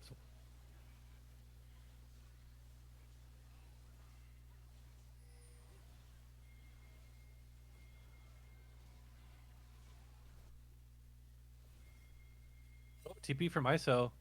We also got a TP coming in from Galio. I don't think anyone else is really in range. It's going to have to be an attempted steal from just the laners. Zeri's going to get it at 25 HP, but let's see how this fight shakes out. And Squiddy's going to be low. It's going to go down to the Xayah. Xayah picks up a kill here. But will the rest of them be able to engage, though? So I don't know if they really can get past Ori Okay, looking for it. Galio's going in there. Low. Washikis not going to get hit. The feathers are not going to hit anybody. There are some low health bars. We do the Malphite OT is almost coming back up, though. Malphite OT is almost back up. You know, ISO's going to look for it. Here they are looking underneath the tower. Do they go for it? Malphite Ultimate, I think, is back up now. T4OD is here full health. Do it. Do it. I'm greedy. They're looking for it. They want it. Oh, they're going to push. Both teams want this so bad. Oh, they're going to push the lane. They're pushing the wave in. Do they go for it? Are they looking for it? Malphite is walking for it. There it is. There it is! Hit R! Everybody hit your R button! And there it is! There it is! That's the way it was supposed to go. The way it was supposed to be. And and the Orianna ultimate is not going to land. However, now the Kayn is here now, full health. And it's going to be the Kayn is going to come and clean up the fight. And and only the junglers live. The consolation prize of red, though. Yep. No way they do it. Oh, they'll do it. We all knew it was happening. Yeah, that's the whole comp. We got to get this off at least once. Red was gonna do it for sure, but then blue seemed they were like, well, we might be able to outplay it. I saw it. Everybody knew it was my ult's happening. almost back up from Ori. I can TP back. I saw the conversation.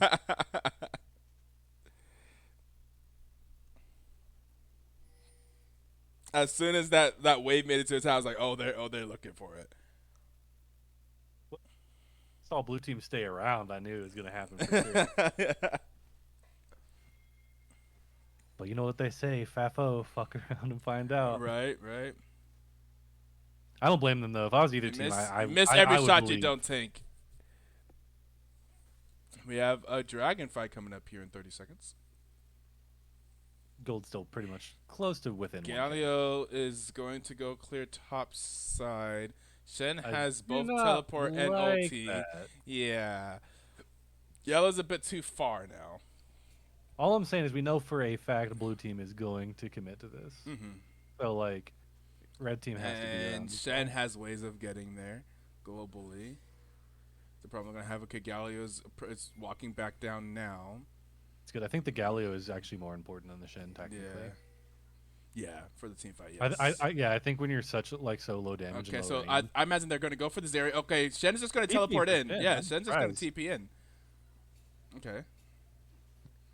I was kind of surprised he waited in the bush for a second. I was like, we can watch you. We'll cross the map now. Teleport's aren't as sneaky as they used to be. Right. But he does allow them to walk in. Oh, and there is the knock-up onto Princess, and then Ori ultimate onto 3, onto the backline. Now everyone has pressed R, and where will this fight go? So far, it looks like it's going to be very much so in favor of Cory is a dog. That's a double kill for the Orianna. That's a clean ace. 5-0 in favor of Cory is a dog, and they will be getting the dragon as well. And potentially a Baron. So cool. That Ori ultimate, that Kayn coming through the wall and getting the knock-up onto Princess. And then the Ori ultimate to follow it up. Incredibly well done there Just, hey, playing the team fights, it's about execution. Even if it looks not as easy to execute, if they're executing it right, then they just win the fight.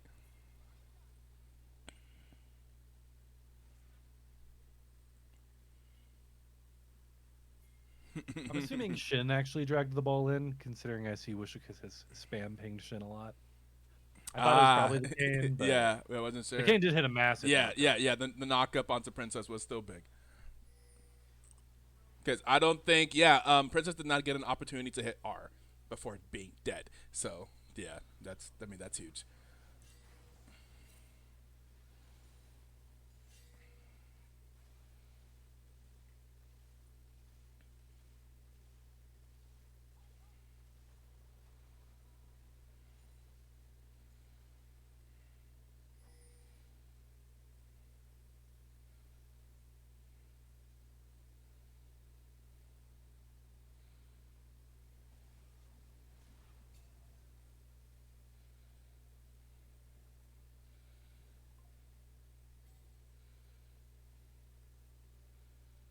I think this is where the low range and the lack of damage for red side is starting to really rear its ugly head. Yeah.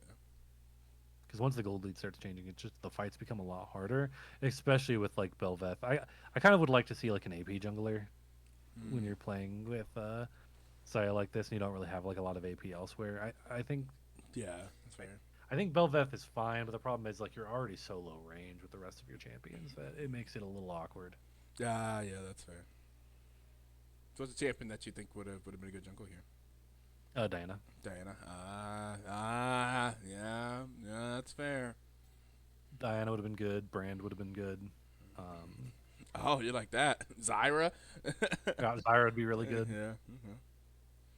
Like just like I think AP, a lot of AP AP. junglers would really Lilia? Hey, Lilia's my favorite. Yeah, Lilia would have been super good too. Definitely a lot of things that can kite Lilia here, but there's also not a lot of CC, which means you can kind of just zoom through, especially if you've got Rylai's going. Yeah.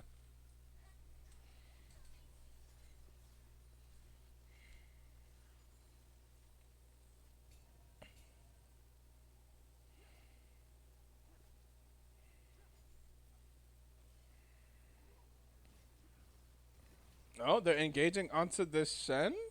Committing two to it? Okay, no. Okay. I thought that was going to be strange. Yeah, I was like, I don't think they would have been able to do it, to be honest. Yeah, because I think you technically need like a Xayah there who has like a finished Lord Dominix, and even then I don't think it really happens. Well, actually, he has no armor yet, so maybe Xayah in general can just do it fine. But with Shin's W, it's still like it's a lot of resources to commit. Now this tank can absolutely be shredded. Oh yeah, gonna use the ultimate. Will it be enough? Kane is looking. Gonna be forced to use the flash, and we're gonna use the flash in mid lane as well. So no flash Malphite, no flash Zeri.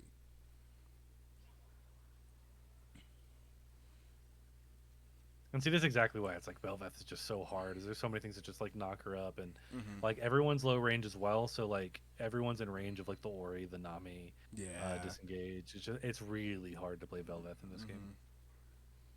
Yeah, that's fair.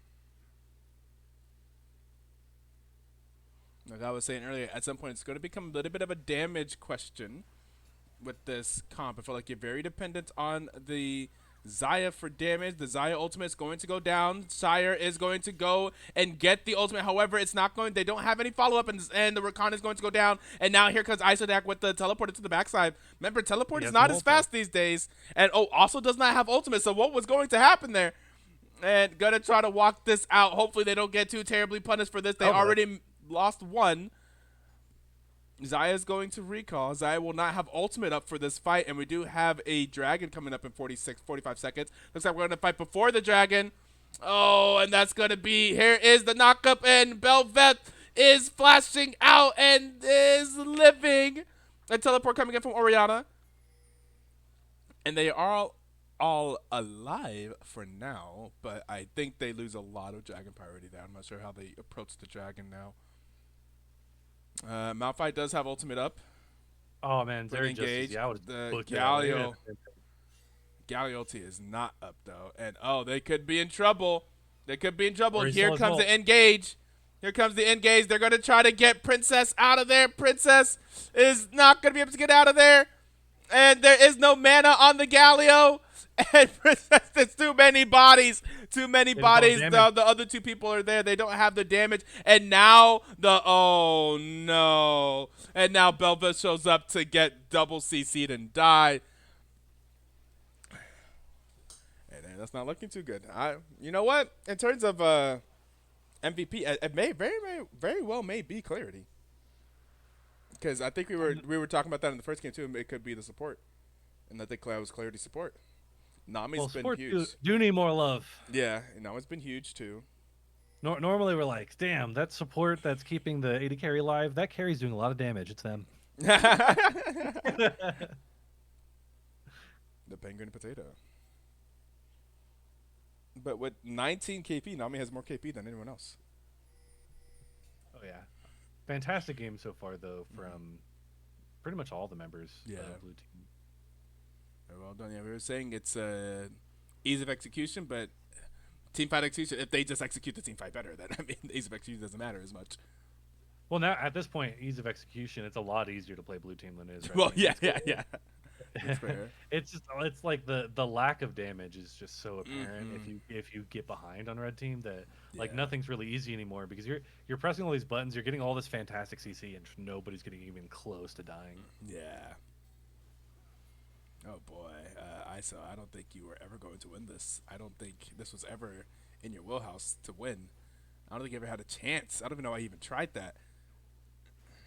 Dodge the W. Dodge it. Happy feet. Oh, there's no dodging this. Yeah. Yep. Quick, your team should have been taking Baron somehow the whole time.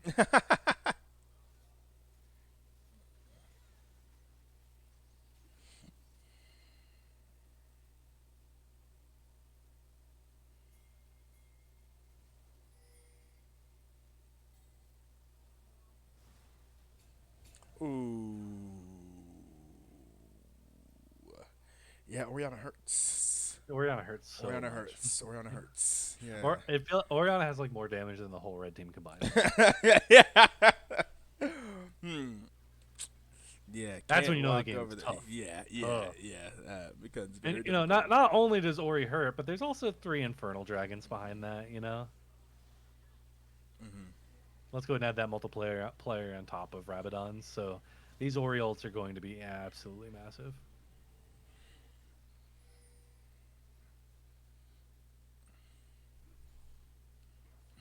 Oh, Clarity. No, the first and only rule of BTL chat. No! That's really sweet. But the first and only rule of BTL chat is please do not talk while your game is on stream. Do not talk in chat while your game is on stream. Dude, I have to tell BTL veterans that all the fucking time. People, especially after like game 3s, game 5s, or whatever. Yeah, like, I get it. Like people are just like, Yeah. I gotta do it. I just need a little type. Just let me pull them out. And it's funny because it's also the worst time to do it. It's like, oh no.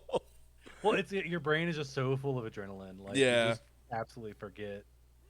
Especially if it was one of those like really close games. Like, yeah. It's crazy. But that's what I'm saying. I understand. It's also the worst because then we also don't know. Like, it's the most tense game, and then so for us to then have that spoiler is unfortunate. We're practicing for playoffs. It's all good. We totally did it on purpose to just let everyone else know.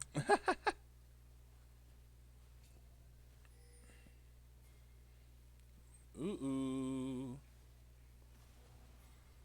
Oh God! Just knocked around.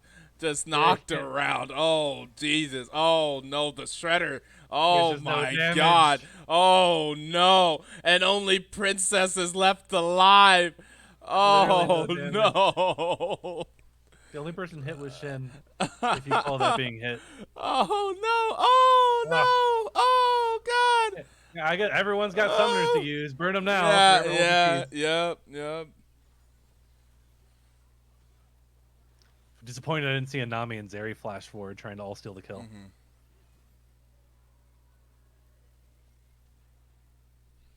And Cory's dog is going to take it in 3 games. I'm really Definitely hoping something. throughout all this that my team was doing draft prep while I had to do this. Surely. Like Surly, right? Yeah, Surly. At the very least, they know not to pick Belveth in like a wombo combo like that if you don't have like, especially if it's that short range. Uh, That's at least a thing now. Let's see, we got so.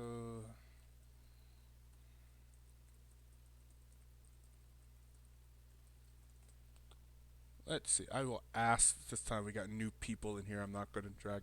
Veterans, I just be dragging in the middle of their conversation, in their middle of their talks, Yeah, conversations. or you could be so veteran you just drag yourself. Yeah, exactly. Yeah.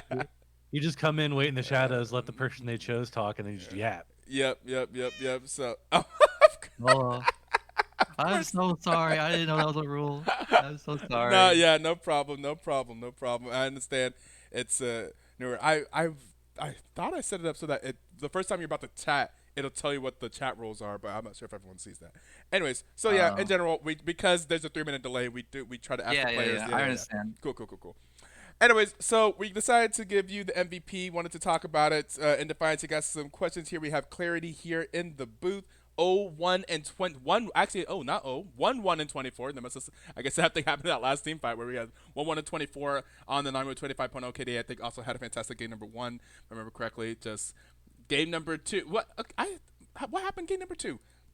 I guess would be my question. How did y'all feel after game number 2? Were you still confident that you still had it? I see that you guys did swap around some roles a bit in game number 2. Was that done strategically? Was that done for fun, or like did you actually want to try that? Was that something that you guys practiced?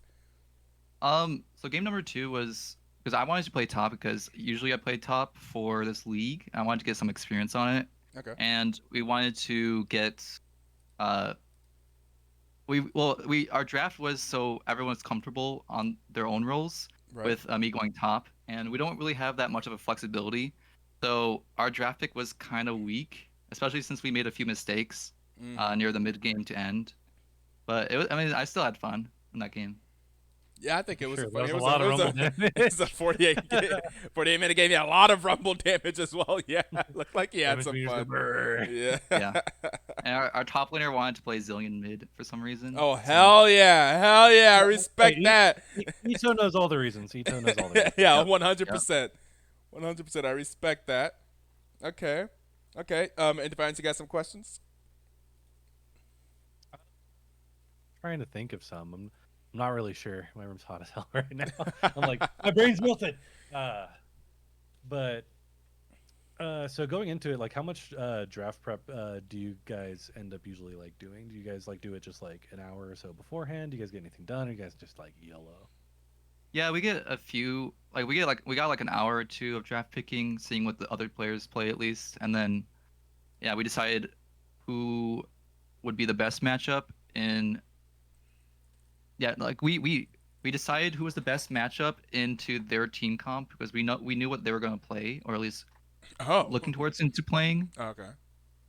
So we were just trying to figure out what the best synergy for our team was, despite if we were going to get counterpicked or not.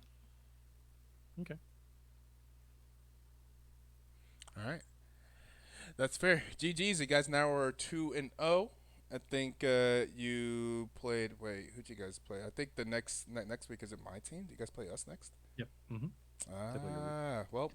Well, too bad you guys are 2-0. It's 2-1, still a great record to end the game, to end the season off on. So I think you guys will still be in a pretty good spot after next week. We'll see. Yep. And wish you guys the best of luck. I have to play a game right now, so I don't have too much longer to say.